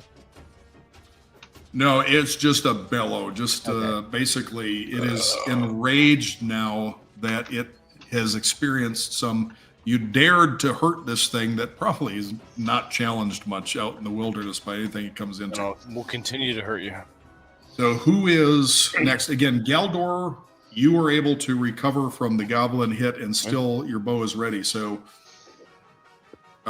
well, actually, what do you guys want to do in order? That's right. We should have called our attacks before we rolled initiative. We did.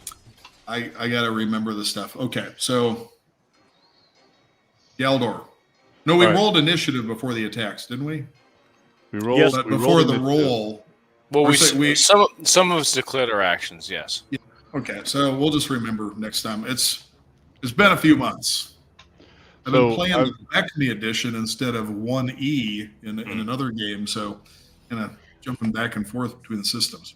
Need to All right, reread. so I've got me and my 2 scouts. We all have bows, and so we're gonna take that's six arrows that this guy is gonna take right now. So let's see what All right. we can do for attacks. So the first 2 are going to come from me because I get the +3. Then the next 2 are going to come from my level 1 or level 0 guys, which is a -4 to hit, I guess, Okay. for them. So the first one for me is a 16. And the second one is an 11. Okay. And your Thaco is 12. So you got a 16 and an 11. And I'm pretty sure those both hit. Yes, those both hit. Okay, so the first one does 6 points of damage, and the second one does 1 point of damage. That's crappy rolling right there. Okay, well, not terrible. Both I got extremes. Don't All right, rangers so- have bonuses against giant type? Yeah. Oh, that's right, I do. He gets Crap, like yes. +10. Yeah, You got to remember to include that for your rangers. yeah, so that's right. what are the bonuses against giant? It's like +4, isn't it? It's +10 for 10. giant sized. It is +10 damage No, to on their Hit. hits. To or hit. to hit. So I pretty much can't miss him when he's a giant. Is it giant size or giant kin? Giant sized is what I wrote. Okay. Doesn't really matter in this case because It it's both. probably means giant kin, but we'll figure it out later on. All right. So So now, what is so to hit? That's different. To damage, I guess is the same then. So that's 7. So that's 7, Okay, and then so- I'm gonna have my my 2 minions do their bow attacks. So that is a 10 to hit. 10 for not for them. No, that's not gonna be it for them. And a 16 to hit. Okay. Is that one gonna do it? Humanoid creature to the giant class. Yeah. Add 1 hit point. Giant class meaning trolls technically aren't giants, but that's obviously up to Drew. No, they're not gonna. They miss with those. Yeah, giant class What do they have creatures to are roll in order to bugbears. hit? Oh, so Well, I Yeah, the can't trolls are- tell you what the armor trolls- class trolls- is, but trolls I'll are let in you know there. if you hit or miss. They So have to he- roll a bit higher than that. To He make a actually hit. gets the bonus on the goblins too. Yes. Trolls are considered giant class. They're Yep. the last thing that they list. Giant class creatures are bugbears, ettins, giants, gnolls, goblins, goblins, kobolds, ogres, ogre magi, orcs, and trolls. And trolls. Example, That's a a 5th weird level one. ranger hits a bugbear in melee combat with damage done to that opponent according to the ranger's weapon type, at +5. So basically 1 point. When fighting humanoid type giant class, hereby rangers add 1 hit point for each level of experience they have attained, 2 points of damage. So he would be adding 10 points of damage. Oh, so that was 16 points of damage from my 2 hits there. Yep. Nice. All right, so 16 points of damage from me, and the other arrows from my minions do not hit. They rolled quite low, so none of their other they hit, none of missed their it. other Oh, things. shit. They missed them. Yeah. Okay, so Automatically tracks the followers at 10th level too. Yeah. So these guys might want to stick with you if you keep them alive. Yeah, 2 of 24 followers at the 10th level. Yeah. Nice. So keep who them else alive, is take care of going your to attack this thing? And again, you might want to warn some of these warriors that getting within 10 feet of it, they're risking. Well, I'm going to keep. some cold damage. I'm going to maintain the kind of the spear wall so that the mage has something to hide behind. So Thank you. I don't want to approach, but we're going to establish a strong defensive position. Okay, so are you going to have them form a shield wall in front of Ulfer? Yes. Yeah, I'm going to be at the peak. Okay, and I've got 6 of these guys, so on 3 on each side. I've got 3 guys with spears, and I'm at the front with the sword. Can I So, can I and I'm run hoping around? that it gets his attention. Yeah, can I run around behind that so I can be protected as well? That would be great. I don't really want to be run over by a troll. On your next one, you can do that. And I will be on Okay. the right flank of the shield wall. So as the troll closes to attack, hopefully Dane, I will move in on the side and strike with my hammer. So Is this I've sent the moose off to the flank. I'm assuming on the next attack I can have the moose come in from the side. Yeah, the moose will be able to come in from the side of the next attack. Also, Yeah. what's Gimp the bear doing? Gimp is doing the same thing. He's going to come in from the side. Okay. Other opposite side? Yeah. Okay. The barbarians are and- sneaking up behind, and Sigismund You'd is gonna have to go around to flank them. So that might take, if you're going to try to get around behind it as it's running up. Well, they would have already been in the woods because remember they were going Everybody- after the goblins. and Okay, stuff, so okay. they're beyond the wall. They're in the tree line, so they can pretty much come in wherever they want.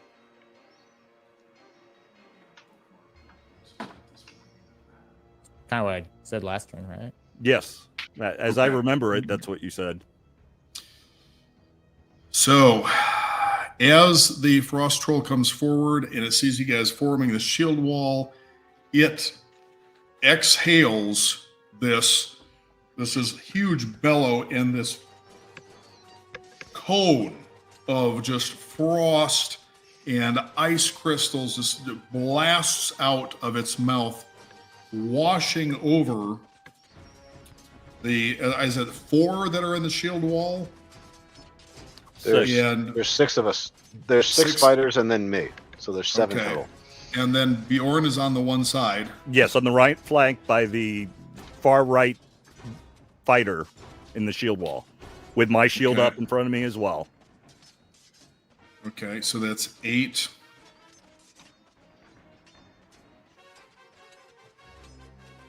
Give me a second to do some math.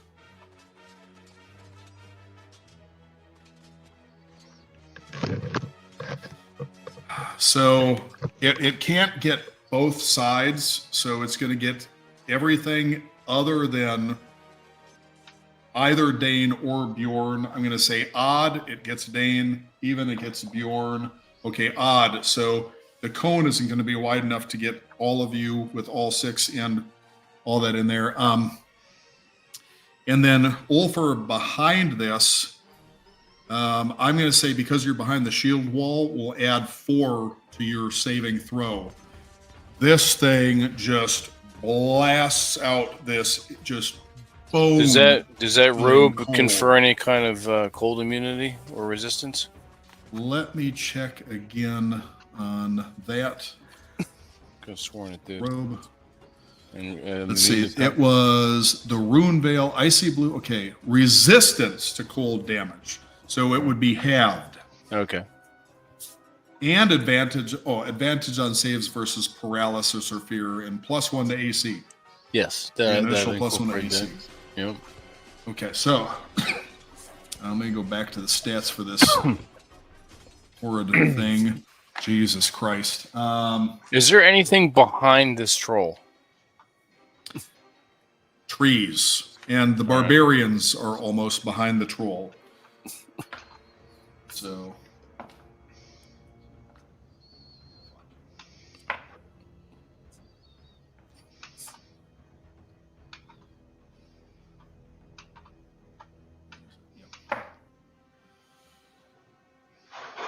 Okay, so, and I'm going to roll the saves for the 6 guys in there.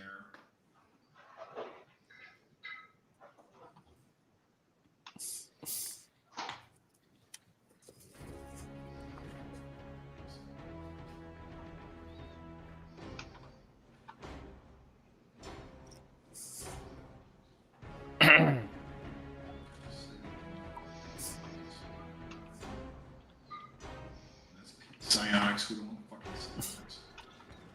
Okay. Breath weapon. Oh, fucking shit. Damn it. Nope. Nope. Nope. Nope. Nope.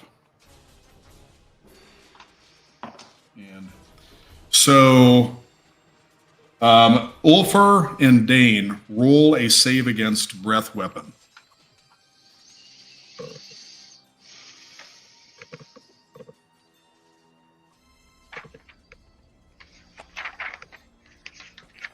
I gotta look and see what mine is. Oh, sorry, I should have gone back to the. It is on the saves are.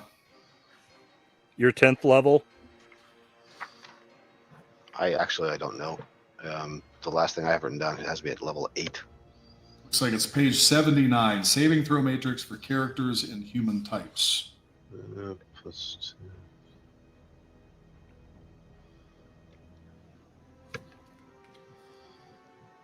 I have a What are you plus having 2 him on roll all again? saving throws. What is he rolling against? Breath weapon or Yeah. paralyzation? It's breath weapon. weapon. Breath weapon. Okay.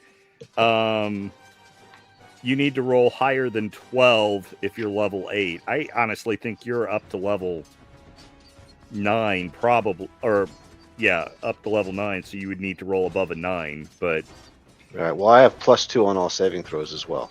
so just roll higher than a 10. If All right. Well, nothing else. I rolled a 14. Okay. So I should be Okay, good. so either way. you only take half damage. Okay. So it's 15 points of cold damage. Okay. 15 is the half damage, so he did 30 That's points. half damage. Holy shit. 31, but it's rounded Okay. down. Right. Halves don't count. All right. That's awesome. Now he's Good just for made the- Dane good- mad. Good for the troll. Really happy for him. Yeah. And Ulfar, what was your saving throw? I needed a 13. I also got a 14. Okay. But I also have So- resistance. I'm going to say that your half damage is halved further to only 7. All right. That's good. And So, yeah, and 39. also remember you got a +4 to the roll because you were behind the shield wall, so I was going to count that. So Oh, that's right. suddenly you notice all 6 of the warriors in front of you are completely immobile, and their skin has turned a sort of pale blue gray. They are not moving at all. They are like covered with frost and rime. They're just completely frozen. All right. So it is back to you guys now. So magic, then ranged, then melee. All right, Dane. Where in relation to myself? All right, who is near the troll? Well, the troll is almost to where Galdor is. The two barbarians are coming up behind it, but got to be careful once they're within 10 feet of it. All right. So nobody is within 10 feet, but everybody is about.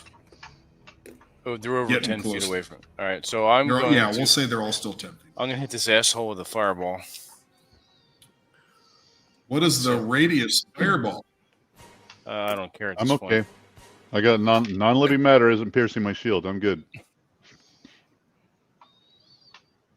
But I don't know if that works for fire though, because fire is not matter. All right, so everyone is basically too close to this thing, correct? Yeah, It takes a charge if it's a flame strike. Fireball takes 3 of my charges from the cube of force. So I have 36 charges to go. You're So good. you're Okay. safe. I'm good. Launch away. Who else is near? the barbarians were flanking behind it, and they were going to be within attacking range on the next round. So they are. I'm going to say they're within 10 feet if they're trying to do that. All right. Well, I will And not do that. we can also jump 10 feet, so we're like right at that edge. All right. You want to try blinding it?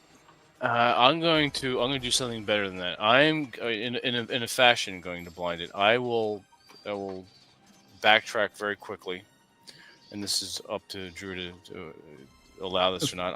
I'm going to go ahead and do darkness, 15-foot radius, and I'm going to center it on the troll. Okay. So Make an attack roll to see. Well, actually, if you're centering, you want it to attach to the troll, or Yeah. you just want to center it on his location. Just attach it to the troll if I can. Make an attack roll to see if you can put it like on him, on his eyes or something, or on his face. All right. Do I get Or any anywhere bonuses on or just straight 20-sider? Just straight 20-sided. 14 again. What is your Thaco? 19. Shit. Okay. For 0. 19. I don't know if I have any pluses. I don't think so. Let me check this thing's. Not for like math. I would have a plus. Well, no, actually, not even with the staff. That would be for actually hitting with the staff. But I don't think I have any pluses. The globe of darkness does not attach to the thing, but there are trees all around. What is the radius of the globe of darkness? 15 feet. 15 feet. So that would put me in So dark. there is. It hits a tree All right. just 10 feet past. So right now, it is within the globe of darkness, but so are the two barbarians that were behind it. All right. And I would be too, wouldn't I? With a radius of 15 feet, that puts, and I'm 10 No, feet away. That would, because you're in front of it, the barbarians are behind it. It missed it, and it You're hit right a on the edge of it. tree. okay. All right. It hit a tree that Got was it. behind it. So you just see suddenly this giant sphere of impenetrable blackness. It is At least it'll have negatives to hit and why it's in it. yeah, it won't be. It's going to have difficulty hitting anything that because it can't see unless it moves out of it.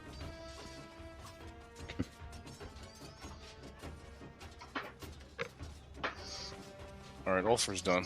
He's going to back up a little bit and Okay. tell everyone else to get the hell out of the way so I can hit it with a fireball.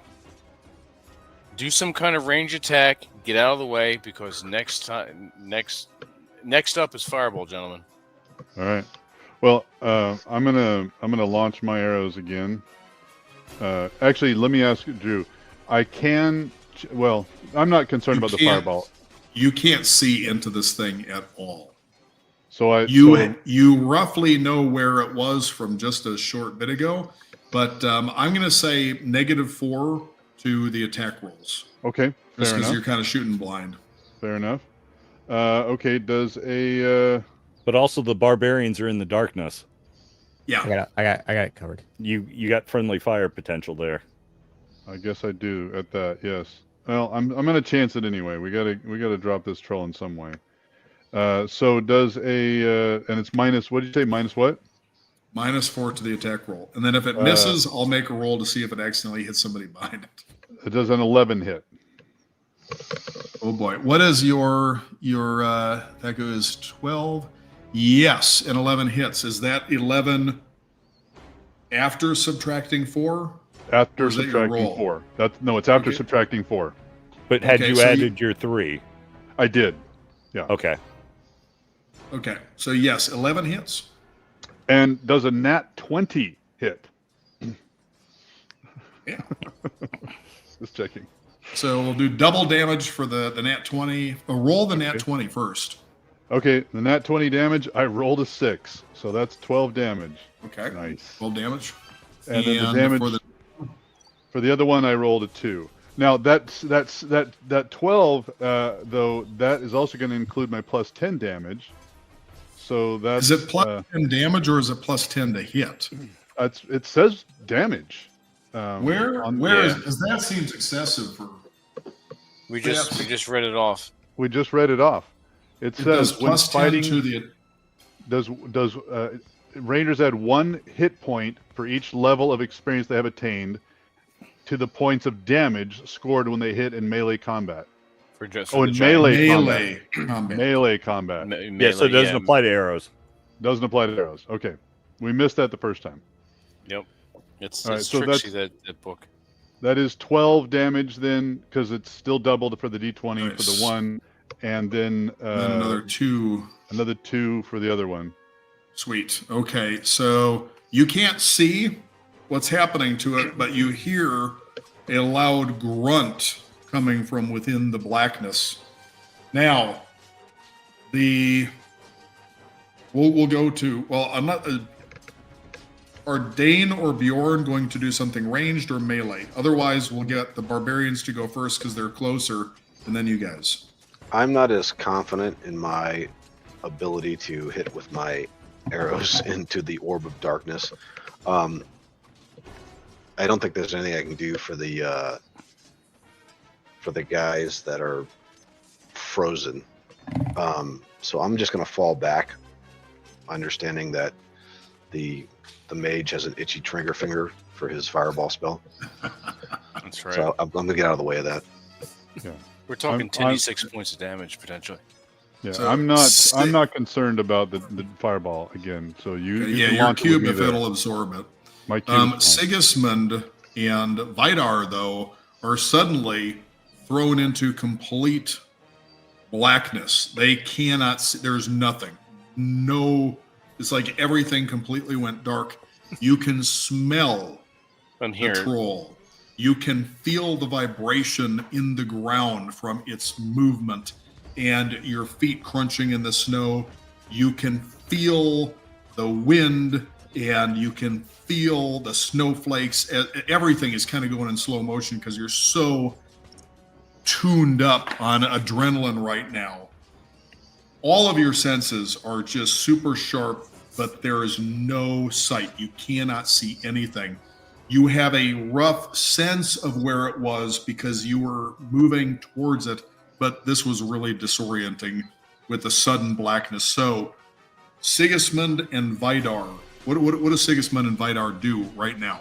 Right now, Vidar's gonna activate the axe to give them some light, and It's not, the flames will not do anything to provide any light within a sphere of darkness. This is magical, Magical absence darkness. of light.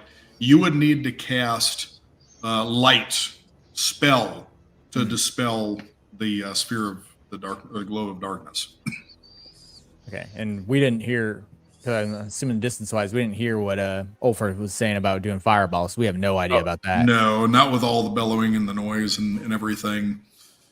Goblins are screeching. They're still taking off. You can hear the goblins are still in the distance. They're not coming back. And we're still at the tree line. I take it. Yeah, you were just inside of the tree line now. You guys are probably maybe about 20, 30 feet inside the tree line if you're around behind them. All right, so I'm just gonna have the guys climb the trees. Okay, you guys Thank- are in complete thank- darkness. You'd need to just turn and get out of the darkness to be able to see where the Yeah, that's trees pretty are. much So what we gotta do. So you're both going to make for the trees and start climbing. Yeah. Okay. And then the moose and the bear. Well, they're not going to do anything. Suddenly, Yeah. everything just went dark, so they can't even see. I'm assuming they're just kind of standing there confused. Now, Drew, Bjorn, yes, I'm assuming my extra sensory vision, I can at least perceive his outline in the darkness, seeing through the magic. yes, Okay. you can faintly make out through. To you, that complete darkness just looks like sort of murky shadow, and you can barely make out the outline within it. So for you, it's not like a complete darkness, but rather like a heavy shadow. Okay. My shoulder height, is that about his knee level? Your shoulder height maybe is about his groin level. Let's say he's about maybe 14 feet tall or so. Yeah, Bjorn is like 6'4", 6'5", something like that. So I'm a pretty tall guy. But so basically, I want to smack him right in the knee with my hammer, full force. Are you going into the globe Oh, of yes. darkness to do? You're so. Do you know Ulfer's getting ready to fire? Yes, I do. But my faith will protect me. We do this all the time. Yeah, I want to move in, smack him as hard as I can, and then immediately disengage with my shield between me and the troll as I engage, and as I back up, it's going to shift slightly, and I'm moving away so that I can get out of Ulfer's way because I know he's going to be casting a spell soon. Okay, you're still going to be in the radius because it's a big fucking radius, unless he wants to wait another turn to cast. No, I will risk his All right. judgment. We worked this out beforehand. We're good. Yeah. Go in there and make the attack roll. All right. He gets a save for half damage. So 12, 5. So 17 is the attack. That hits. And then 6 plus 5, 11 points of damage to the knee or the knee area. Holy shit. Nice. 11. Crack. Hopefully it maims him. It stumbles, and nobody else can see this, but it comes, actually, you can see it comes down, and suddenly it reaches out, and you see the one hand reach out of the globe of darkness, and the head just come out of it and start to look around, and it looks right at Geldor. It's like almost face to face with him now as it's stumbling forward. Geldor, you're suddenly feeling this extreme chill, but I'm going to say that with your cold resistance, well, let's see, with cold resistance, you would make a saving throw. Roll a d20. 14. Well, 14. Pretty sure that does. Did you?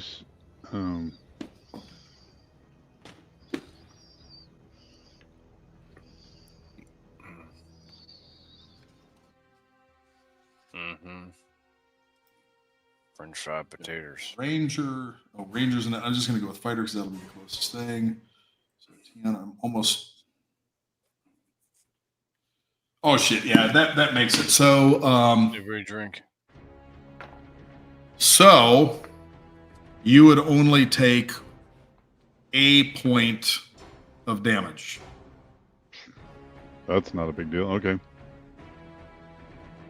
Wait a second. Okay, within war. Okay, no damage. You don't. You don't take any damage. Oh, nice. So Even none. better. So it's, Even you better. feel really cold though. It's like frigid cold when this thing. You notice as it's approaching you, this aura of just your bones almost ache, even with all the layers that you have on and the heavy bear cloak. Your bones almost ache. Your teeth hurt from the cold. It almost feels like your eyes are starting to, like the surface of your eyes are starting to harden. Okay, so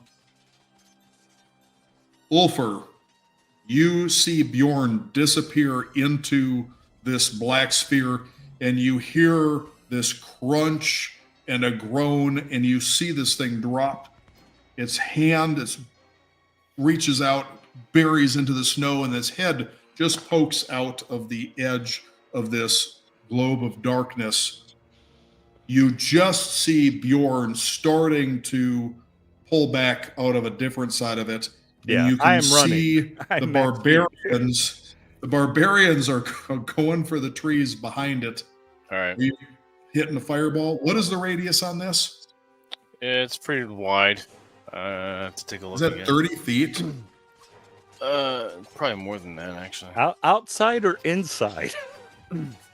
There's Outside. outside range and inside range, and Vince is doing outside range. Outside. Well, the range is different outside versus inside, Yes. but the radius is going to be the same. Yeah. It's big no matter where it is. Yeah. Oh, yeah. It's gonna be fairly large. Let me go back to the third level here.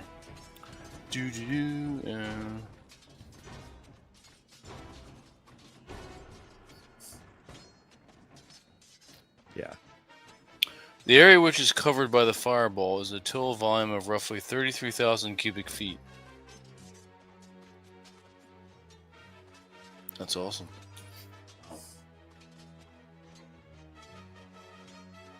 It's very too much math involved with some of these spells. Yeah, Gary did like his math. He really did. Oh, and the cleric Alkalite was told to take the wounded guys and pull them back from the line. All right. So as soon as Dane made the retreat order, he or she would have done what they could to like move the wounded men back, hopefully aided by the other guys in the shield wall that weren't hurt. Everybody in the shield wall is dead. They're frozen solid. Oh, okay. Oh, shit. They are just dead. Well, first level guys with a bunch of 10th level player characters, their odds were not great, unfortunately. I enjoyed having henchmen for 5 whole minutes. Thank you. Yes. Right. That was a good experience for me. You handled it very well. Hey, you know what? I got to get the reps in. Yep. The burst of the fireball does not extend a considerable amount of pressure, and the burst will generally conform to the shape of the area in which it occurs, thus covering an area equal to its normal spherical volume. And once again, in parentheses, the area which is covered by the fireball is a total volume of roughly 33,000 cubic feet or yards. Go feet smaller. Yep. Was it 33,000? You said?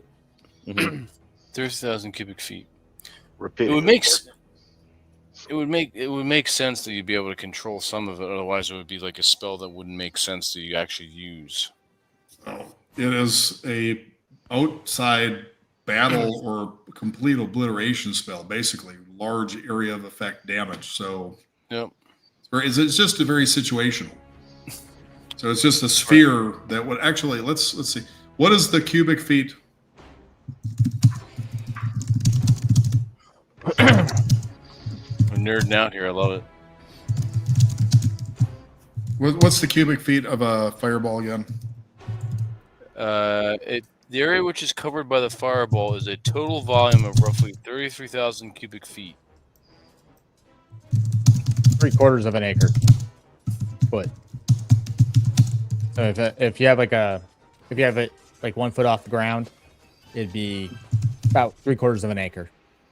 Oh boy! So if we're outside, oh boy! But if it's Oh, let's not do that then. Where are you putting the sphere? So I was just going to throw it at the sphere at the. It's going to detonate on him.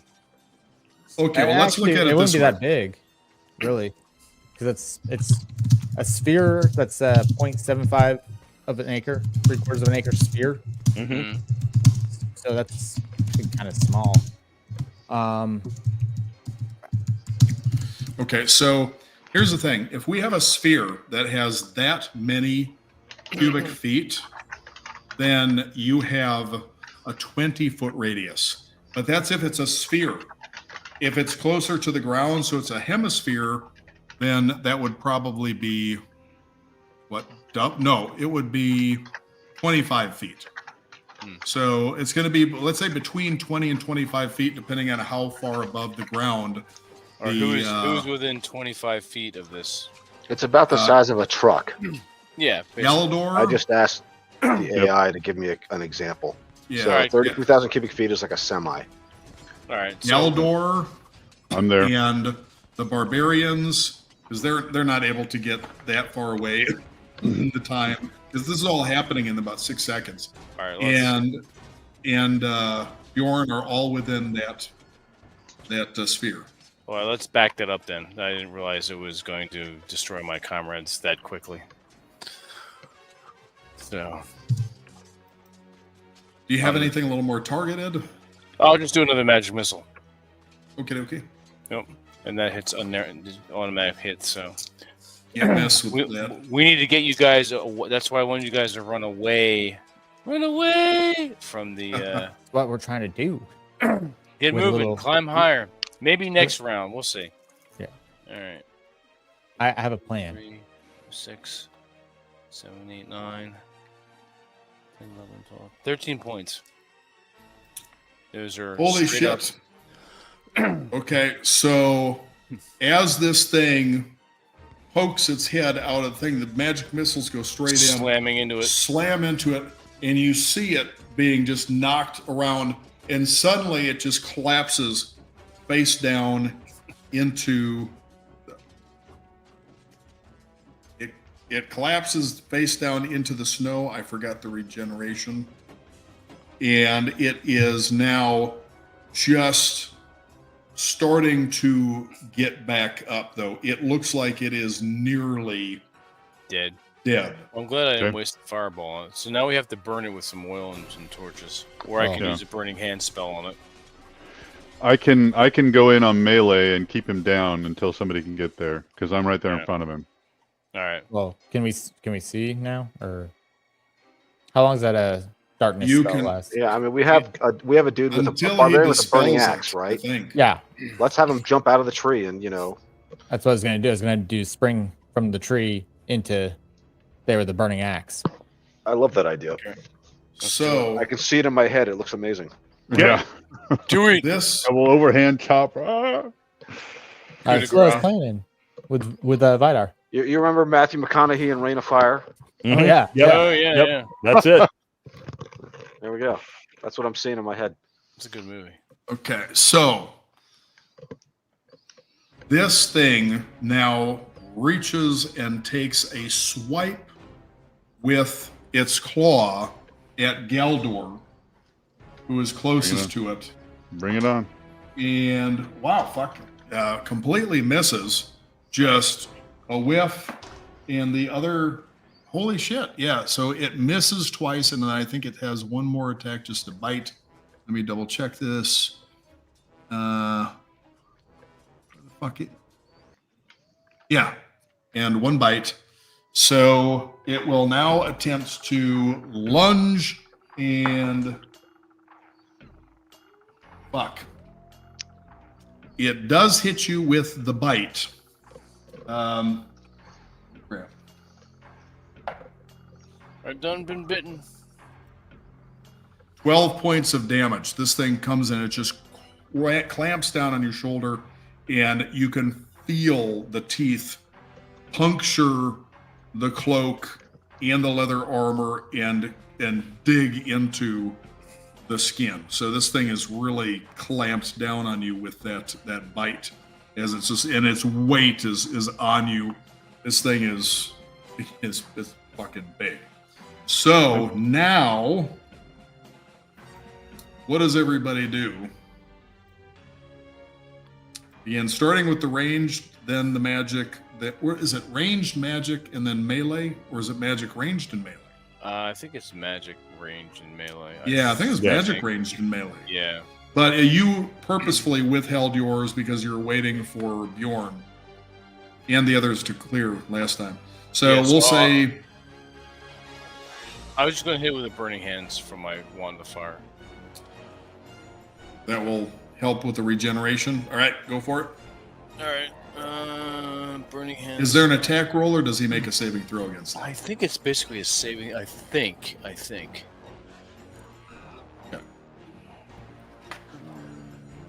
I will check the.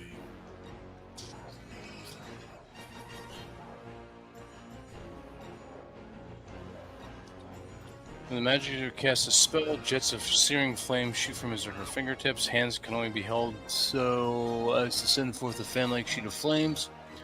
Burning hands send out jets of flame 3 feet in length, in a horizontal arc of about 120 degrees in front of the magic user. Any creature in the area of flames takes 1 hit point of damage for each level of experience of the spellcaster, and no saving throw is possible. So he just takes the hit. There's no hit. It just happens. So I fan my hands out in an arc of 120 degrees over the poor, unfortunate, retarded troll. Is covered in flames, and he takes 10 points of flame damage. Wow. Okay, so now this thing is bellowing in anguish, and you can see all of its fur and the furs and the leather patchwork cloaks and coverings it's got all lit up. This thing is just, from what is sitting outside of the sphere of darkness, it is just lit up. And then there is a bunch of smoke just going up out of the top of the sphere of darkness that you can see. Take him out, gentlemen. All right. I'm on it. Is Vidar going to jump? Vidar has the flaming axe, right? Yeah. So for the action of Sigismund, he's gonna help hold the tree down. Like they're both on top of the tree, and they're gonna kind of like weigh it down to make it lean, and then launch Vidar and use Fireheart, right? like it's like a slingshot. Yes. Okay, so I like it. It ignites trolls or undead. So this thing is on its last legs. It is burning right now. And when he lands, he slams he can tell that he lands on it, even though it's in the darkness, slams the axe into it, and he feels the heat off the flames of this thing coming up on it.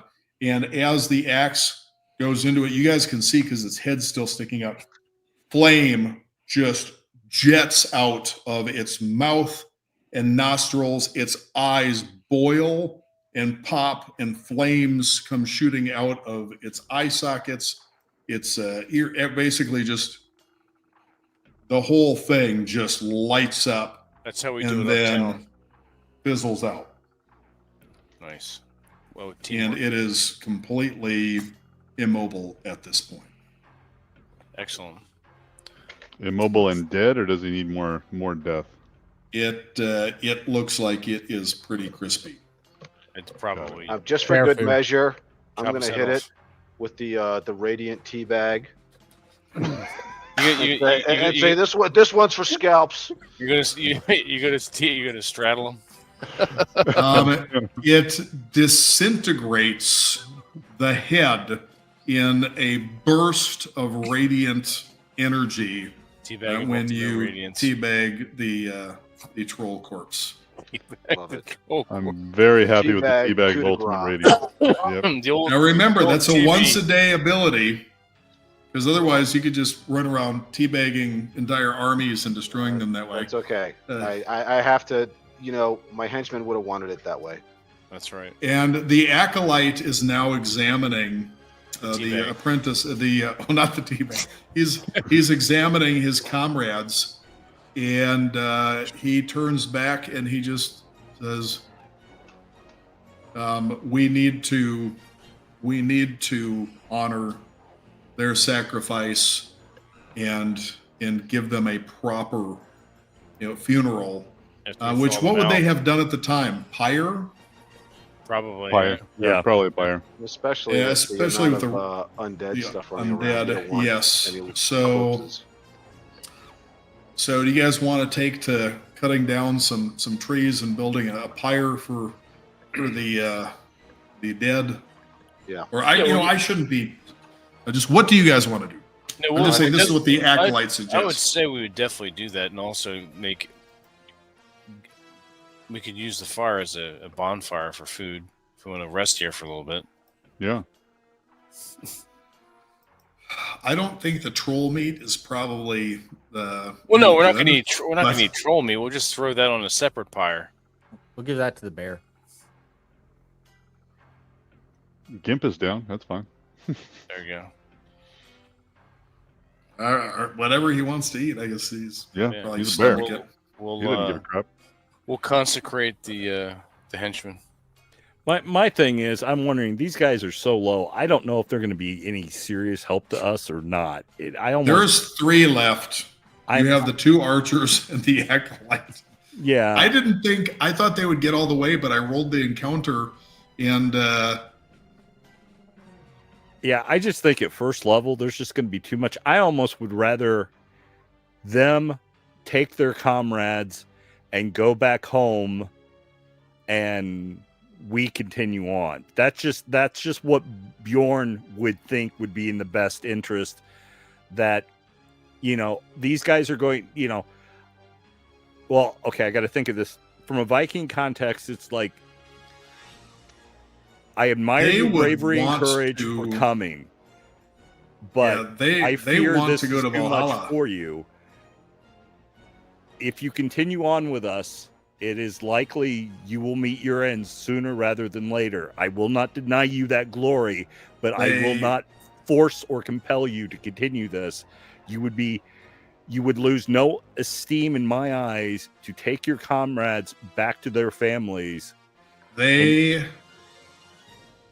They would not shame themselves or their families by not doing their duty, especially considering what they know now about what has happened to their comrades Mhm. or their brethren who had gone there before them, and what has happened with the Temple of Thor. Okay. And also the raiders that they've been dealing with previously, Mm-hmm. and assuming that Sled is involved with all this, have been harassing their caravans and people coming and going for a while. All right. And Then that I caused all would sorts of problems for them. I would ask the barbarians to see if there are any dead trees that they can cut down, not with their magic axes, to use toward the pyre. I would have the comrades gather, and then I guess as the most senior cleric, I would perform all the necessary Last rites. funeral rites to send their spirits to Valhalla, that they died bravely at our side fighting, Frost Troll. So you can see this. The rest can't, but out of the corner of your eye, while you were preoccupied with the troll, but you're picking this up, you saw after they died them sort of like stepping back out of these frozen bodies, and the Valkyrie just boom, just like slammed down from the sky like that and took them wings out and gone. Okay. Like it was just almost in a blink, but like they were shocked suddenly that they were dead at what had happened. They're like, what just happened? And suddenly they're like, boom, Valkyries, and shot up and away. Well, I will share with them that after we've burnt their bodies, that as we sit down for our evening meal here in the cold and snow and, eat our rations and whatever, that they should envy their comrades, because their friends tonight will be feasting in Odin's Hall while we eat in the cold and the snow. So, we'll lift a horn in their honor, and may they save a seat at the table for us when the day comes that we join them. Mm-hmm. Oh yeah, that was they were in a little bit of trouble with their saving throws with that. Yeah. You know what though? Even if they'd made the saving throws, there was so much damage There's a for lot of that damage in there, yeah. for the cold. It was like, Yeah, for They first didn't- level characters are done. Yeah. Hopefully the random encounters you roll for the next day will not be quite so difficult. Goblins, okay. Frost trolls, oh hell. you're halfway through the day. Okay. Cool. So Alright. you guys want to rest tonight then? We'll rest tonight here. We'll make camp, and then we'll end the scenario here. There are no interruptions. I just rolled for it. There's no interruptions at all during the night. So you guys managed to make it to about the halfway point, and you can tell you're about halfway. There's a clearing. Obviously, some people cleared it here. It's a regular spot where people camp. There are a couple different pits where people have obviously that's where they sometimes stop if they're halfway. This is a carry in, carry out area. Yeah, you have no trouble during the night. Nobody approaches. Of course, it helps that you've got a cave bear that's there with the group. Kind of deters a lot of Cave bear things. and a large moose.